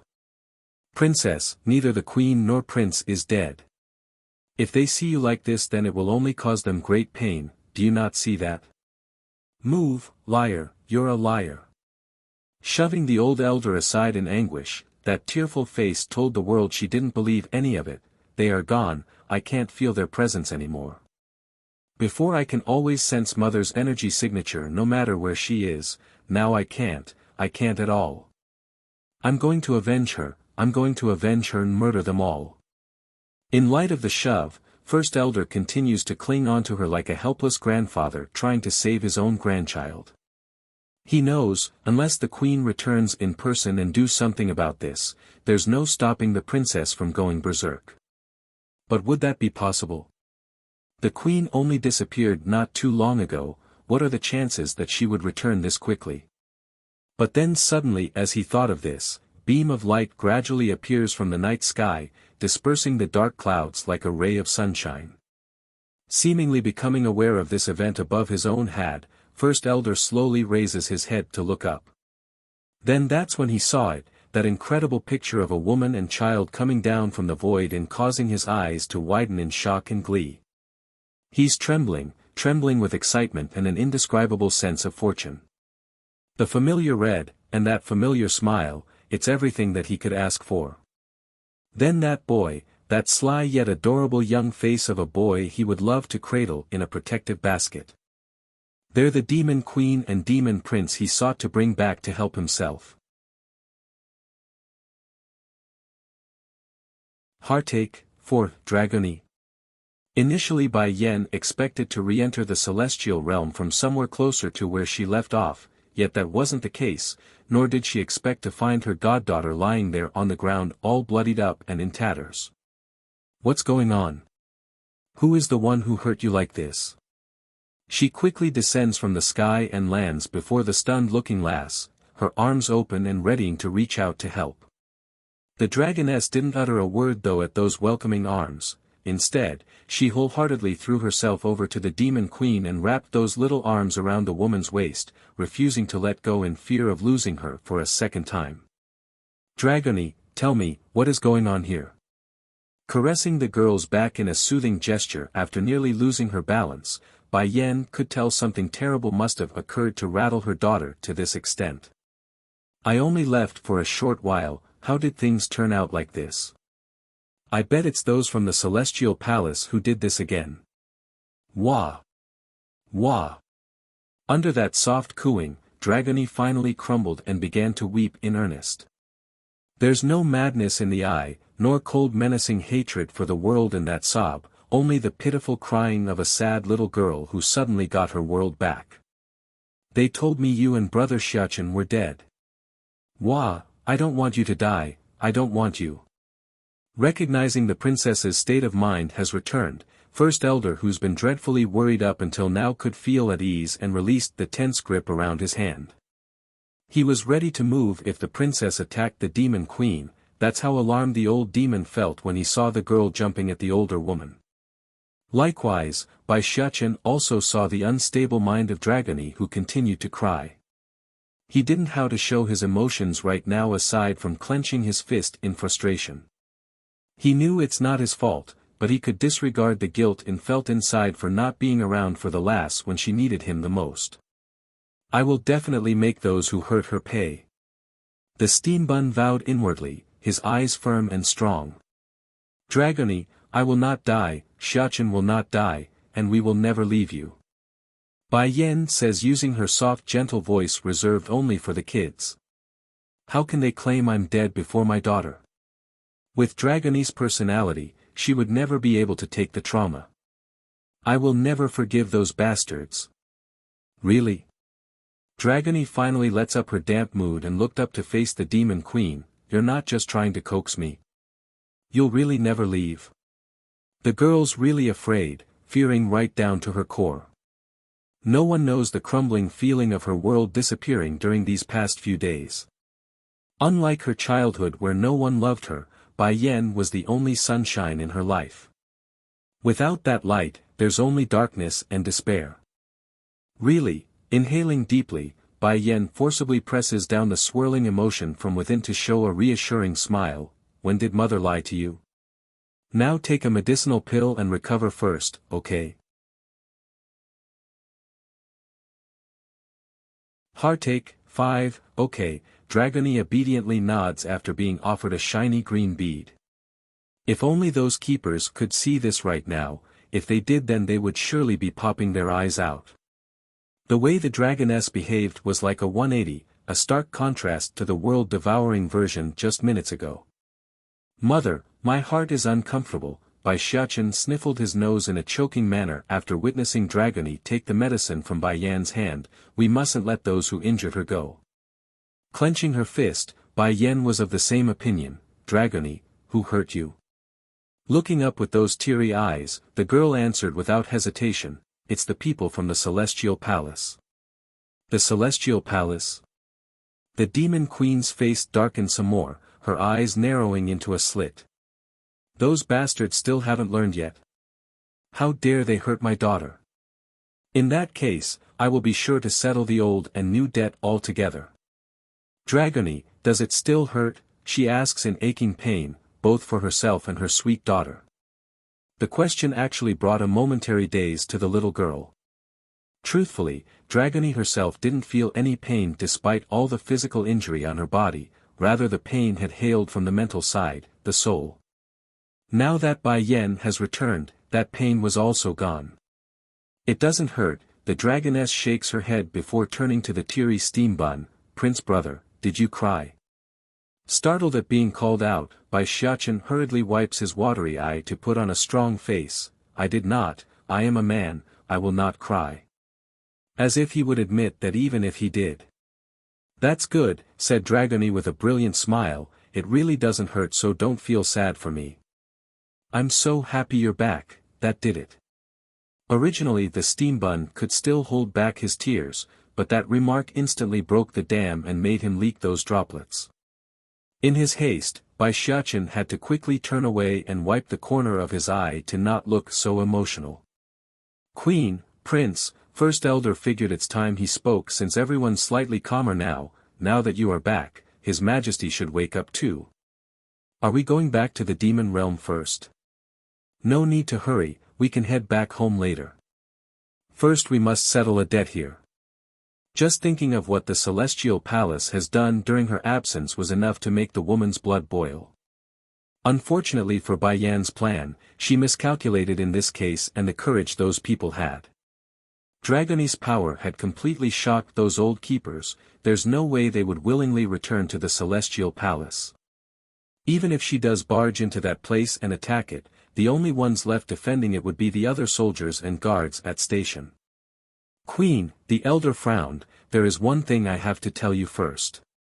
What's the matter? She asks with a wary face. It's about that Yunroa Shi. The elder's face didn't look very good either. After you disappeared that day, we locked up Yunroa Shi and made her experience all the tortures we had to offer.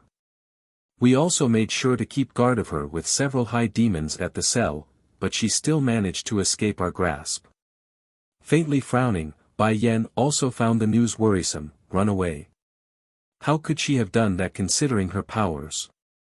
Yes, with her strength it shouldn't be possible. Even if the Celestial Palace wants to save her, those keepers shouldn't be capable without alarming us during the raid. What's more, the way that Yunroa Shi disappeared is very odd, there's not a trace to go by like she's just gone from the world itself. Heartache, 6, disappear from thin air. Rubbing her chin, Bai Yan's eyes began to gleam with thought, it's not possible for her to do that, someone must have helped her somehow, and that individual must be extremely powerful. Perhaps, stronger than those from the Celestial Palace. A bitter taste filled the old demon's tongue at the idea, my queen, this matter is our fault, if we had slain that Yunroa that day then she never would have been able to escape to continue scourging our world. Elder, the blame is not yours to bear, she says while shaking the head, after all, you didn't know someone would try to save her. What's more, if someone that powerful is willing to move on her behalf then you're powerless to stop them anyways. You're not their opponent. I'm just curious as to why they aren't moving more openly and remains in the shadow. The elder's heart literally skipped a beat, what you're saying is, the one who did it is a divine lord. Someone that's capable of tearing a piece of the world and making it his own. Unlike demi-divine lords who have barely scraped at the surface of what the physical law of the world has to offer, a divine lord was someone that's truly grasped onto the world. They're capable of tearing through space itself and ruling over a pocket dimension as their own. That's what it means to advance further. It should be. Bai Yen nods and confirms the idea. First Elder visibly gasped. No wonder state teacher told us not to pursue that Yun Roa Shi for the time being, he likely saw this coming. But why did that person not face us in person if he's that capable? Someone that powerful shouldn't need to hide in the shadows, nor would we be able to capture that Yun Roa Shi from the very start if he came forward. None of this is making sense. I will discuss the issue with Di Tsang when he wakes up again. Whoever they are, or whatever they are, they're bound to face us eventually. We must be prepared for that day when it comes. If such enemy does appear, they would be the strongest they faced thus far. I understand, nodded the elder. Queen, the little princess and prince are still here in the celestial realm. Should we go meet with them? You are right, we should go meet with them later. Ling Yan and Jean Tian must be missing me a lot. I bet they are already crying their noses out by this point. At the mention of her precious twins, Bai Yan's heart would immediately soften up. However, the second her sight glanced over Dragony's body, the fire within would immediately burst forward again and caused her to rage. Dragony, come with me, we will go to the Celestial Palace and settle your debt. Okay. Dragony obediently answers, her attitude like a good little child that could do no wrong. Your eyes, it's only then does the demon queen notice her goddaughter's iris, they're of a different shade carrying a spooky and fearful glint. Despite the dragoness's attempt at hiding this fact, it's too impactful. Reaching up to touch her own eyelid, Dragony appears puzzled as well. It's been like this since I woke up again. Mother, are you going to dislike me because of this? That question held so much nervous tension that everyone could hear it. She's just too afraid of being rejected by her most precious mother that it hurts just listening to it. That's how insecure the dragoness was inside. Heartache. 7. Perhaps becoming aware of the insecurity in her daughter's heart, Bai Yen gently pulls the girl into a hug before attempting to break the shadow inside. Of course not, you are my daughter, I will never dislike you. If I really don't care, then why would I keep Xiachen then when he was born? After all, as a human being, giving birth to a talking fox was out of this world for someone that came from Earth. But her love as a mother won out in the end. Regardless of what species in which the baby hailed from, she would love them all as much. Bai Xiachen, who heard this, immediately made a displeased and wronged face. In his mind, the boy finds himself to be very cute and adorable when he was born, therefore it made no sense as to why his mother would even suggest the idea of abandoning himself. Dragony, you don't need to worry, me and mother will never turn our backs on you.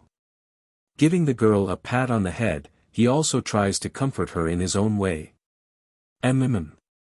Breaking out into a brilliant smile at the contact, she's truly relieved and found the baggage dropping off her shoulders. It's good that mother and brother Xiachen won't turn their backs on me. Within a mountain range of the celestial realm, Di Ling Yen was currently having a great time playing atop of the big blue water dragon lying in the pool of water underneath. Your injury should be about healed. In that case, Her Highness should stop providing you with her blood. Winger the guardian bird says after finding the creature's health stabilizing. The idea to use the princess's blood to heal this blue dragon was none other than Di Ling Yen herself. She's a very kind child. In front of an injured animal, she couldn't resist the urge in offering a helping hand when she had the means. Fortunately, the process didn't take much due to the prominent effects of her blood. Only a few drops here and there was enough. That is obvious, you don't need to remind me. The blue-scaled dragon warmly retorts, its aura giving off a comfortable sensation to not only the demons around, but to the terrain as well, with its power gradually returning following the recovery. Pleased by the answer, Winger crosses his arms and leaned in against the tree next to himself. I'm curious though, who managed to bring you to this state? Is it the same people who's been hunting me, from that place? The water dragon suddenly got all silent then, seemingly trying to decide on whether on answering the question with honesty or simply avoiding the question altogether. My enemy shouldn't be the same as yours based on my observation of your scar, as for whether or not they're from the same place, I can't be certain. Regardless, I will be leaving this place once I have fully recovered thanks to this child's blood. Don't worry, I will keep my promise to Bai Ning and form a familiar contract with her daughter if we were to ever meet again. The water dragon made a promise to Bai Ning for helping him during his weakest, however, he never mentioned anything about staying here forever. He also has an important commitment to attend to, that's why he's going to leave. If fate permits, then the contract would be fulfilled, otherwise. I'll tell Her Highness the Queen that. Winger nodded, pleased enough to hear the commitment hasn't been forgotten. In that case I will give you my name, chuckling at the bird's childish behavior. In all the realms, I go by only one name, Grave Blue, the water dragon. I'm certain the mother of these two kids would eventually come to me, I can't wait to see that day, Grave Blue has taken quite the liking to Di Ling Yen and the little glutton Di Jin Tian during this period. Undoubtedly, he's going to miss the little twins by leaving this place. Grandpa Water Dragon, are you leaving? Di Ling Yen leans forward from the dragon's head and peeks down at those big blue eyes and asked. Likewise, the little glutton also stopped in his act of gobbling the fruits and stared dazingly at the pool for the impending answer. Stray Dog, 1, yes, I have to leave this place. Little ones, I'm sure we'll meet again soon. There's only gentleness in the dragon's eye as he met the baby girl's gaze. Tightly holding onto that head to show her sadness at the impending separation, Grandpa Water Dragon, I will miss you. Grave Blue guffawed a laugh, help me say farewell to your grandmother Bai Ning for me, this will be our farewell. After saying this, the water dragon broke out of the pool and flew into the open sky with Di Ling Yen still sitting atop of his head. With a few circles around the air to let her enjoy the moment one last time, he descends back to the ground and gently placed his rider down before shooting back into the air. As he did so, the sky suddenly cracked and became torn like a hand had just ripped it apart. Grave Blue didn't slow down at this, rushing even faster into the void and disappearing from this world in its entirety. Where is Grandpa Water Dragon going? Looking at the direction where the dragon disappeared off to, the little glutton quietly comments, why do I feel like he's not quite the same as us? After saying that, Jin Tian felt perplexed and troubled by what he didn't know. Shaking his head, the baby prince nearly made himself dizzy by doing so. He's simply too young to understand the complexity of his own dilemma, hence his quick ability to forget the issue. Uncle Winger, Di Ling Yen continues to ask using her babyish voice since she's a lot smarter, Grandpa Water Dragon is gone, does that mean we're going home too? I want to see Mother. Bringing her thumb up to bite the nail, the young child was all sad and aggrieved along the face. I miss Mother so much. Slightly taken aback by the suddenness of this, Winger knew he had to tread carefully on this subject. Your mother the Queen isn't around right now, she's gone somewhere very far away. Don't worry, she will be back real soon, but why doesn't Mother bring me along? Pouting in an upset manner, the girl looks up with those poor eyes, I am very good, why did Mother bring only Big Brother and not Ling Yen? I promise not to make trouble. As long as she could stay by Bai Yan's side then this princess would be satisfied. Princess, if your mother returns then we will be noticed at the earliest hour, why don't we rest for now, okay? Winger never thought that he would have such patience for a child, but in front of this pink tender cuddly ball of a loli, he had no strength to keep up his usual facade of being indifferent and unemotional. Despite the consoling words though, Di Ling Yen merely sat down beside the pool and remained silent. She may not be protesting or throwing a fit as she should in this case, but anyone with an eye could tell she's very sad and dejected. Prince, what are you doing? Winger asks after noticing the little glutton carrying a batch of red fruits over in his arms. They're very ripe and delicious looking, yet they're also too heavy for the child to carry at his tender age, which could be seen by the huffing and laboring pants. I'm saving these for Mother when she comes. They're very delicious, I'm sure Mother will like them. The corners of Winger's mouth rose, happy for how good this baby boy was. From the very beginning, he had discovered the specialness of these fruits in this mountain range. Not only are they delicious, but they're also able to increase the body's ability to absorb spirit particles in the air. It's not very useful for the average demon, but it's definitely able to help the young prince grow since he's so young. Stray dog, 2, I have a storage satchel for you, put anything you like for the queen in there. Winger untied a small little packet from his waist and presented it before the little glutton, who eyed the item with a curious gaze. What is a storage satchel? Scratching the back of his head, the boy sounded confused. It's so small, how can it hold all the fruits I picked? It can, I'll teach you how to use it. Although Jin Tian and Ling Yen are both royalty of the demon realm, they are nonetheless not accustomed to the various things of the outside world. Like storage bags and rings, they never needed to carry things to begin with, hence their lack of requirement for one from their elders. At the same time, in some far-off corner of the celestial realm, the keepers who managed to escape Dragonis' wrath like lost dogs appeared exhausted and ragged. The girl isn't following us, we should be fine here. Keeper Zun, who's the kindest of the bunch, says after gathering his breath, his forehead showing a layer of sweat due to the long run, I wonder where she came from and why she would have such enmity towards us. Forget about her, what should we do now? Go back to the celestial palace. Keeper Yellow cuts in and spoke using that cringed-up face of his. No, we can't go back. Keeper Ling clenched his fist and yelled this out, both angry and regretful at what has come to pass. We are no longer the demon realm's match. Even if Di Tsung and Bai Yen is no longer around, the celestial palace is no longer safe. Imagine that, the once high and proud rulers of the celestial realm have been reduced to wandering the open wilderness with no place to call home. Damn that Yun Roa Shi. If it wasn't for her deceit, things wouldn't have come to this. Nor would we have done what we did to Bai Yen 1,000 years ago. How could we have been fooled so wholeheartedly? If not, why don't we go ask for peace? Another keeper weakly comments, the great calamity is upon us, I'm sure the demon realm wouldn't have enough manpower to confront it. If both of our forces joined together, perhaps we would be able to overcome this great danger. Although others also agree with the idea, but none of them dares to actually carry out this act. They are certain of the demon's ferocity and that they would be killed on sight if went. Let's find a place to hide for now, we cannot let the demons find us. The plan of relying on Bai Yen is likely out of the question for us.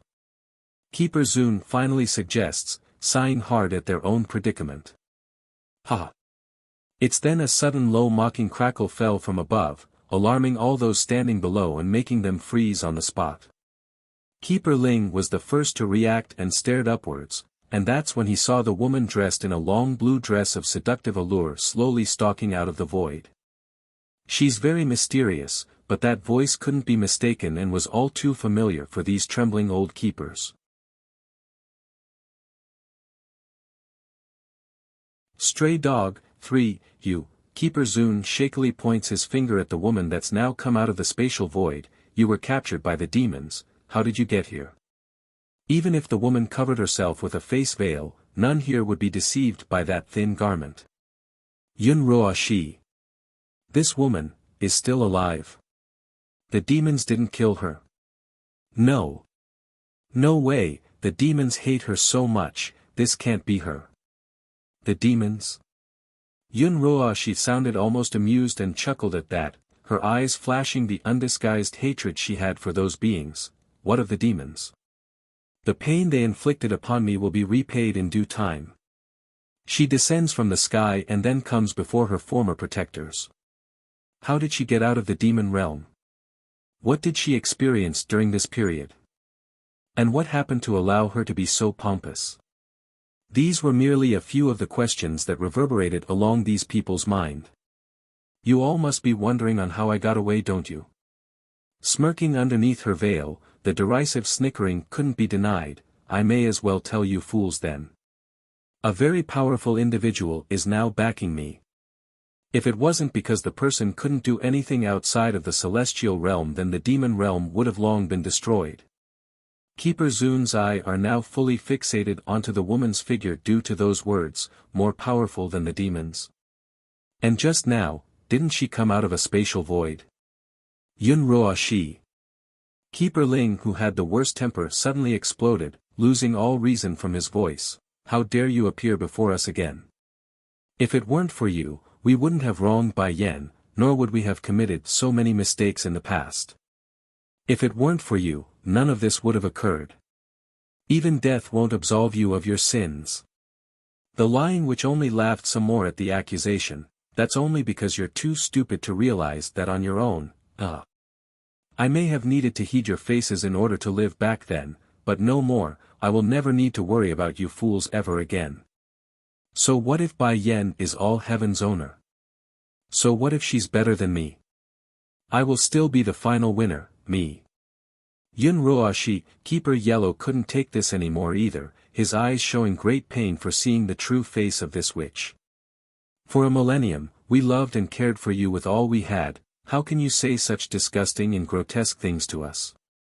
Do you know how much we all lost? No, the world lost because of you. They may hate this witch after learning the truth, but I truly did love her like their own child back then. There's no lie in that part. But that heartfelt outburst only made Yun Roa Shi laugh even harder, like her stomach's about to burst. Love me? If you had known I wasn't all heaven's owner, then would you have treated me like you did? Well, we would never mistreat those of the celestial palace, regardless of their status or background. One of the keepers defensively cuts in. Ha! Almost hysterical in her voice now. So why did you give me up as soon as you knew I wasn't all heaven's owner then? Not one of you tried to save me that day outside the city, not one. Now you hypocrites dare to lecture me by saying your emotions are true. Which part of me is inferior to Bai Yan aside from having poorer luck than her? If I hadn't framed her about being the destroyer, then would you have removed her for me? Keeper Zun's figure visibly shook as his heart trembled. So it's you who spread that rumor? You would rather destroy this world just to satiate your own selfish greed? All they knew was Yun Roa Shi pretended to be the Crescent Moon Amulet's owner, nothing about her spreading rumors about Bai Yan being the destroyer. They actually thought the rumor came from somewhere else entirely and didn't connect this point. Humph, she deserved every bit of what she got. I am clearly the more sensible one in the Celestial Palace, yet you all only had an eye for her. Not only did the old coot favor her over me, that old bastard also refused to take me as his apprentice, yet you all claim to be good to me anyways. Stray dog, for, even up to this point after all that has transpired, Yun Roa Shi still firmly believes she's not at fault and that it's others who had wronged her. Without exception, the expressions of these old-timers were all very angry yet sad at the same time towards the rebuttal. Yun Roa Shi, even now do you not understand the crime you've committed? Do you not see the price of your deceit? If your deception had not harmed the world, would we have given up on you? Keeper Zun couldn't suppress the urge and lashed out despite his usual kind nature. For you, we not only torched Bai Yan at the altar, we also murdered those around her and the unborn child in her belly. We did all that because of your scheme, your lie. Words can't even be used to describe the heinousness of her act, yet she still got the nerve to say we're the ones at fault. I'm not wrong. The fault has never been with me, it's all you peoples. Showing madness in those erratic eyes, the old witch suddenly snatched the veil covering her own face and removed it, thus revealing the scarred features underneath. Do you see this?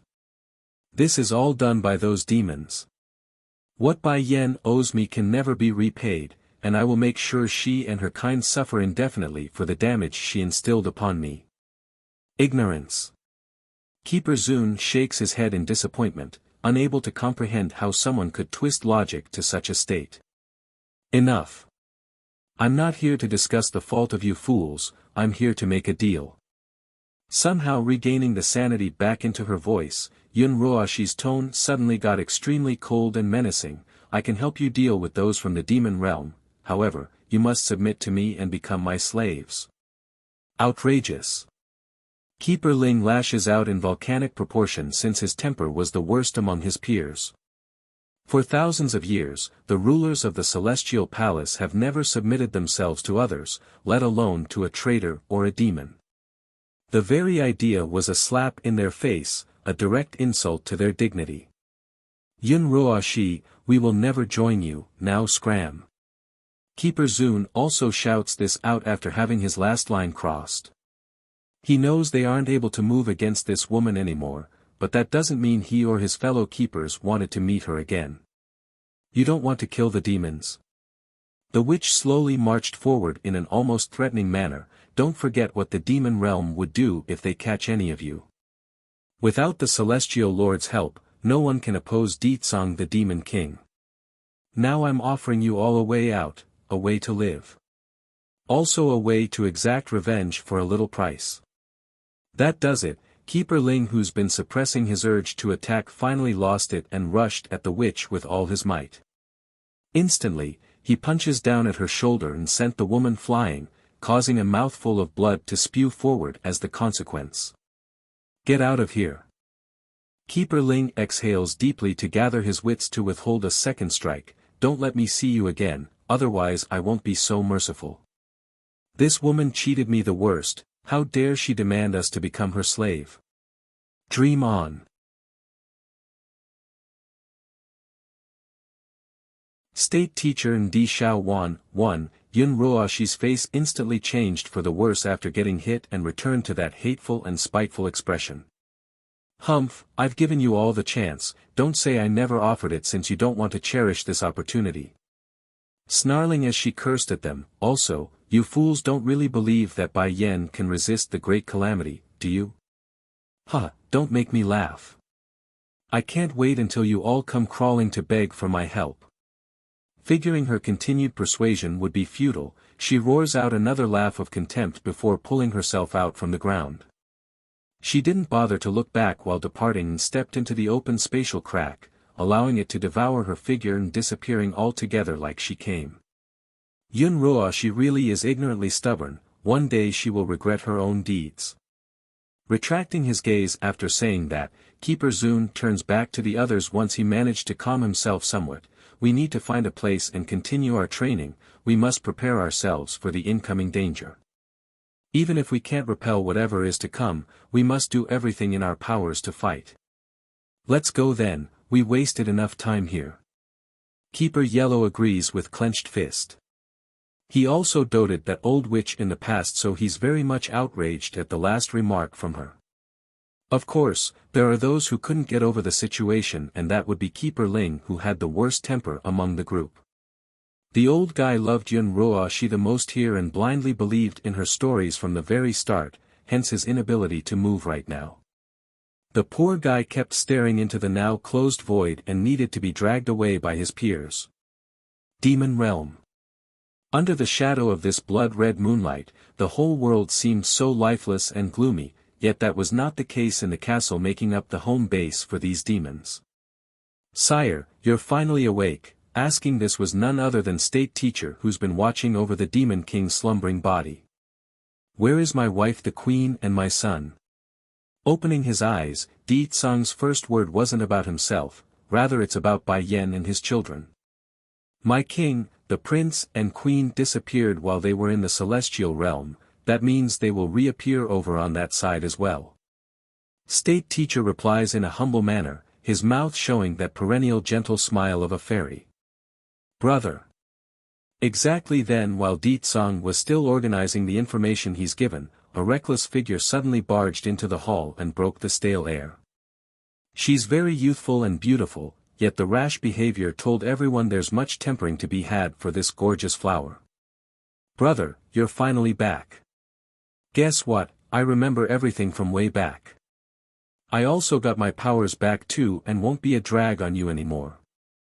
Despite the commotion, Di Tsang simply ignored the silly sister of his and continued to speak. State Teacher, go make an announcement to everyone. my wife, 2 sons and daughter will be returning in short order.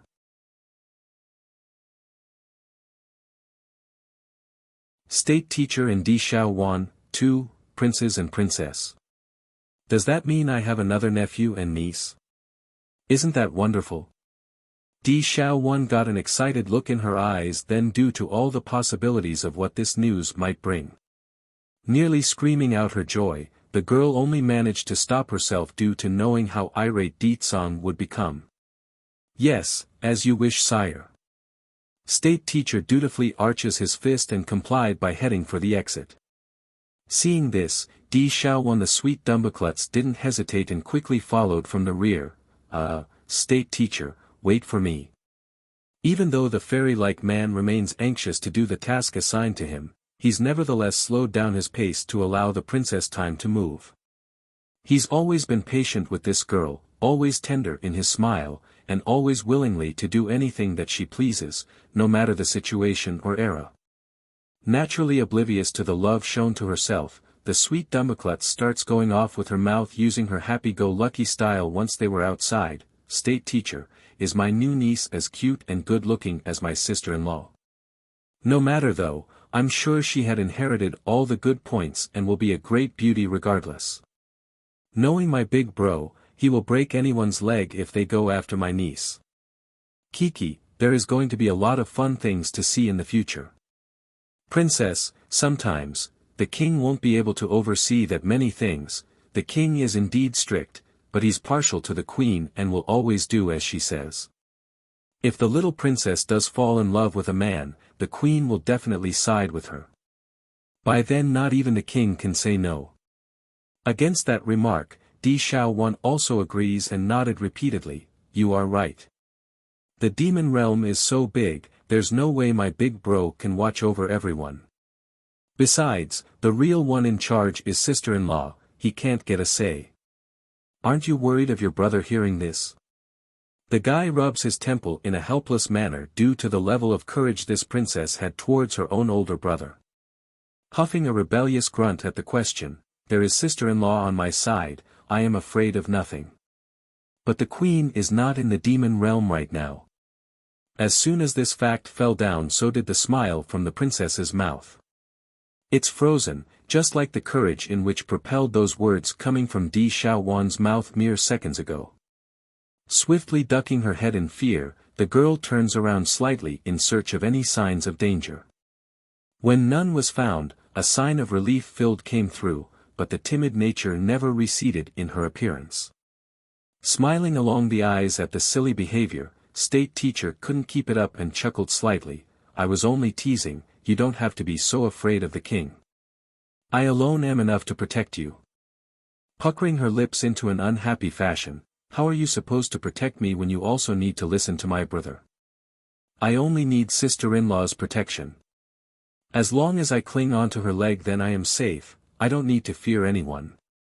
Princess, suddenly getting all serious in the face, I said I can protect you, that's always true no matter the situation.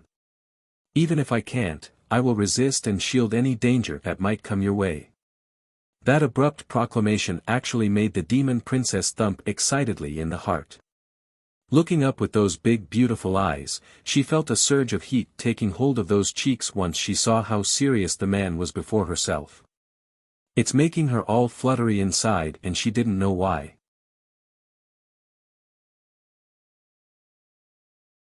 State teacher and Di Xiaowan, 3, Princess, no matter what happens in the future, I will always be your shield. Know that you can depend on me, I will always be there when you need me the most.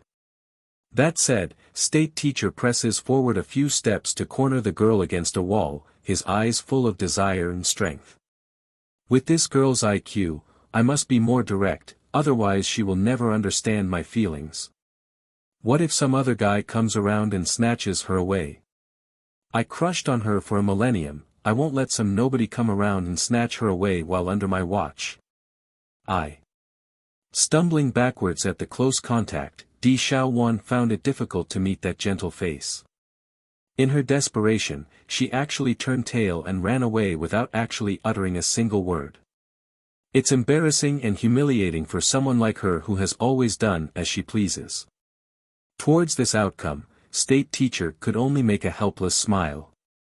Looks like I scared her with this push. After escaping from the main hall, Di Xiaowan didn't stop running until she's completely out of breath and red in the face. She's at a total loss and it's making her frantic. This is strange, what's wrong with me? Wiping some of the sweat off the forehead, a bewildered light filled her eyes. Did he just make a move on me? No way, that's impossible. We are so close, how can he have that sort of feeling towards me? It just doesn't make sense.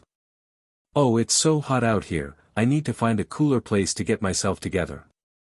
Yes, it must be too hot out here, otherwise why else would I sweat so much? State teacher is like an older brother, how can an older brother like their little sister? Shaking her head to throw away the confusing thoughts, Di Xiaowan immediately went back to her own quarters to rest. However, that rest didn't last too long once she got wind of Di Tsang's departure. The demon princess has never been one to stay still.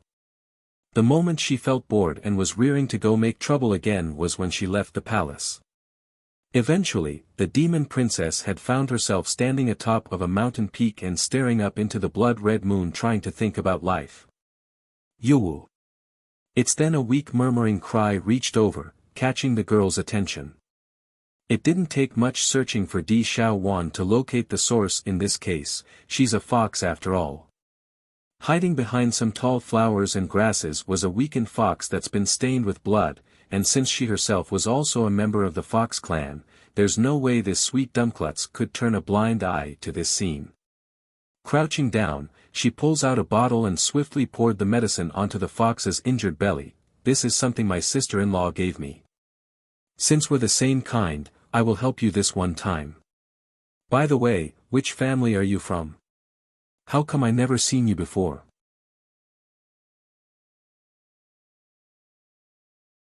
State teacher Di Xiaowan. For Di Xiaowan originally planned to only give a helping hand before letting the fox go, however, the unsteady way it moved after taking the medicine only reaffirmed her kind heart. She just couldn't leave the little guy alone when she knows he wouldn't be able to make it on his own in that state. Fine, just this once since he's also a fox. Without further thought, she quickly leaned down and picked up the little guy to head home. She's got no more business around this area and wanted to find something else to do, yet her luck wasn't going to play along. Right as she's heading back to her own quarters in the main path, she accidentally bumped into state teacher who was also heading over to another spot for business. Princess. Behind came the familiar gentle voice, which made the girl all stiff and rigid in the back due to the awkwardness of the encounter. You need something of me, state teacher. Not missing the timid note in her voice, the man walks up without any hesitation. Are you hiding from me? Flickering her eyes left and right to avoid contact, Di Xiaowan didn't dare speak the truth. I did not. You don't have to hide from me, I just don't want to continue looking at your back all the time. If you accept my feelings then I will ask the king for your marriage, but if you disagree, I will still continue to protect you for the rest of my life. That, she bites her lip, can you let me think about it? I'll wait for you. Undeterred and not let down, the man who has always held up a fairy-like image wanted to shove a little harder by getting closer when he saw the fox in the girl's hand. Getting a sinking feeling, this fox is. I found him on a hill outside the palace, he's hurt, and I don't believe he has any powers yet. I brought him home so he can recuperate in a better environment. Can you give him to me? State teacher fixes his sight on the little critter. I'll take care of this fox for you. Di Xiaowan did not think much of the idea and easily threw the patient over. She's never been much of a thinker, so whatever underlying meaning there was remains a mystery to her. I don't have much experience in caring for others, so I'll leave him in your care. After saying this, she immediately hightailed it out of there due to not being able to confront this man whom she considered better than an older brother. Watching that disappearing back, state teacher only shook his head for the 10th time today. Smiling bitterly at his own pitiful self, the guy then shifts his attention back onto the white fox. The demon princess may not realize this, but he does. This creature wasn't of the demon realm. The danger it posed remains unknown, but there's no way he would allow such threat to remain by the girl's side. In the meantime, he would be the one to care for him until they figured out the origin of this fox. As if to confirm his suspicion, the white fox suddenly whimpered somewhat after realizing he's been left behind by the princess. It's strange in the way it stared at Di Xiaowan's back. Towards this behavior, state teacher didn't miss it one bit and flashed a cold glint in his eyes. It's almost terrifying compared to his usual gentle face shown to everyone.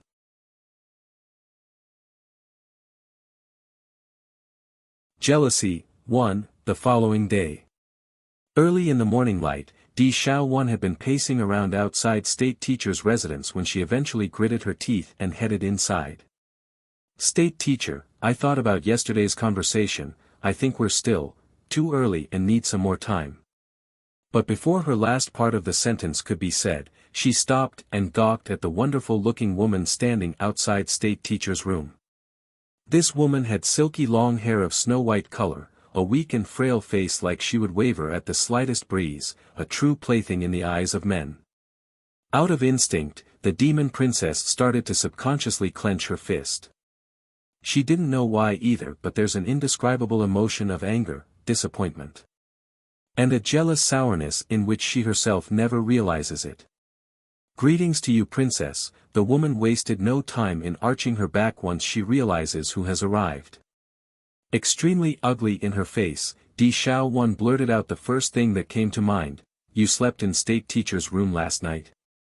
Yes, the woman who could be a model smiled warmly in her polite answering, a perfect image of a wife securing her place. Di Xiaowan's lip pursed into a thin line at that news. Going into a blank state, she wanted to run away only to hit a fleshly wall as she did so. If not for that powerful hand reaching out to keep her from falling, the princess would have long hit the ground. Princess, why are you leaving as soon as you're here? Did you not say you will give me an answer? Have you made up your mind yet? State teacher never once looked at the model woman up ahead, his gaze forever locked onto the sweet Dumbakluts who's all pitiful looking right now. Huffing a displeased grunt, you still have the nerve to ask me of that? I thought you really liked me because of all the females you rejected in the past, but to think you are already holding another woman in your home. Now you still want me to marry you? It's likely not even the girl herself would notice this, but the way she spoke was like a girlfriend discovering their boyfriend cheating on them. That's the sort of tone she used there.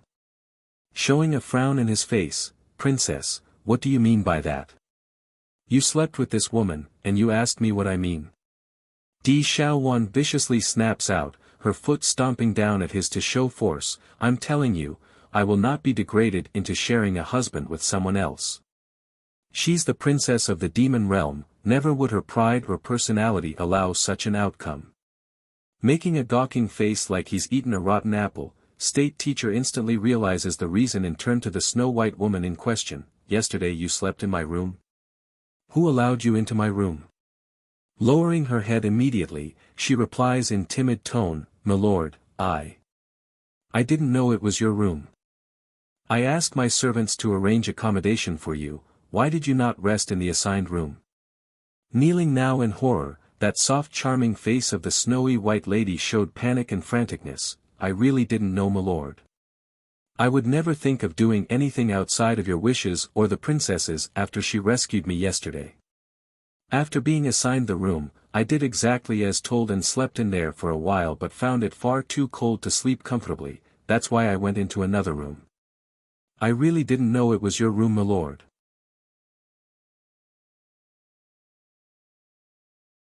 Jealousy, too. This finally made the princess disperse her anger due to the situation clearing up.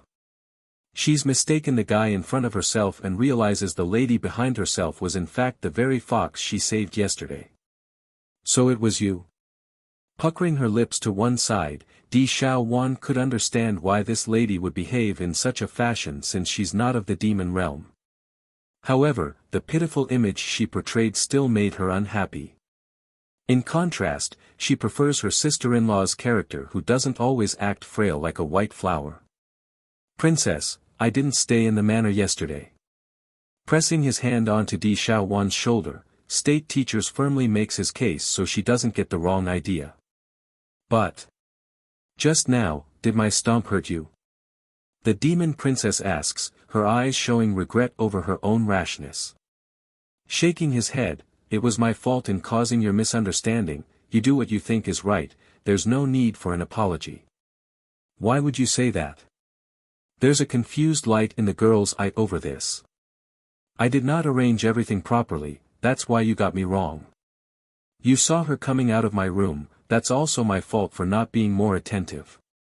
Caressing the sweet Dumbaklut's hair like a lover trying to console his sweetheart, in my eyes, everything that you do is right, this includes your mischievous nature. I also like that about you. A little hurt by you only warms my heart. Flushing red like an apple, Di Xiaowan promptly took a step back to keep herself from showing that beating heart. She's almost losing herself due to the swelling emotions due to that heartfelt confession. State Teacher, why are you so nice to me?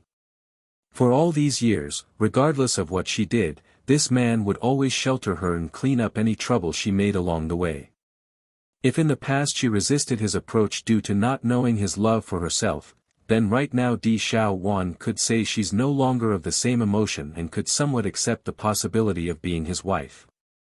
Pushing forward since he could see there's an effect to his words, because there is only one of you, only one Di Xiaowan. If I'm not good to you then who else am I supposed to be good to? Before I was too stringent, causing myself to painfully love you from behind in secret. Now I don't intend to hide my emotions anymore. Xiaowan, when your brother the king returns, I will ask him to marry you to me, is that all right? Skipping a beat at the marriage proposal, the demon princess could literally sense the butterflies tingle from within. I haven't promised you yet. Xiaowan, you like your nephew Prince Xiachen a lot, right? Children at that age are the cutest, we can also have one of our own. At that point your son can stick to you day in and day out. Really? Looking surprised in the eye, the girl swiftly got all excited in the face with hopeful light. Okay, I also want a child like Xiachen who is obedient and good. Unbeknown to this sweet Dumbaklutz, her personality and gene would never be able to produce a child like the steam bun. Unfortunately, by the time she realizes this point and the deception by State Teacher, her own child had already been born and became a bratty troublemaker that likes to pick on her instead of helping her.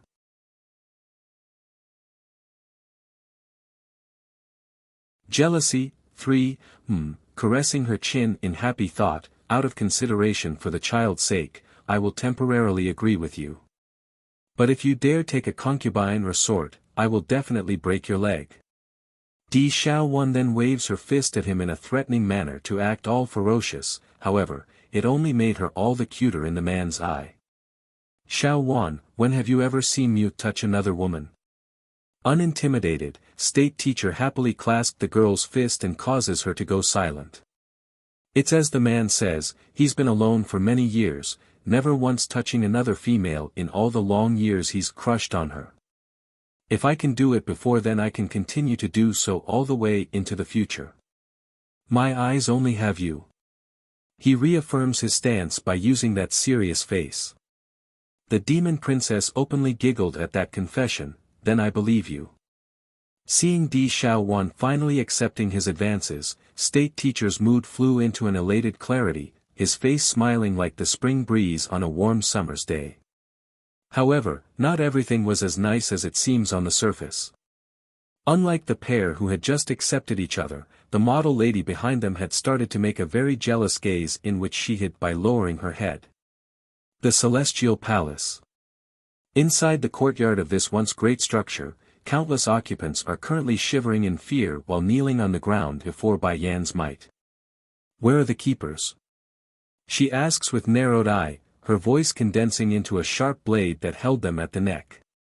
The lady's aura was simply too immense right now, crushing and sending fear into these defenders who had lost all will to resist.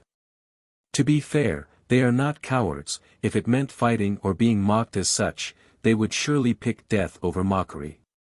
However, the keepers have already announced to the world that Bai Yan's the true owner of all heaven. Without her, there wouldn't be any hope for the celestial realm during the impending calamity. Your Highness, we really don't know where the keepers have gone. After they left that day, none of them returned. Don't know. Bai Yan sneered in a sarcastic tone, so they are turning into cowards and refusing to show their faces? They hurt so many of my family, do they really believe they can escape my wrath? So what if those old fools regret their actions? The crimes they committed on me and my family is unforgivable. Please, we really didn't know anything about what happened in the past, nor do we have any involvement in the event. Please spare us, we don't know anything.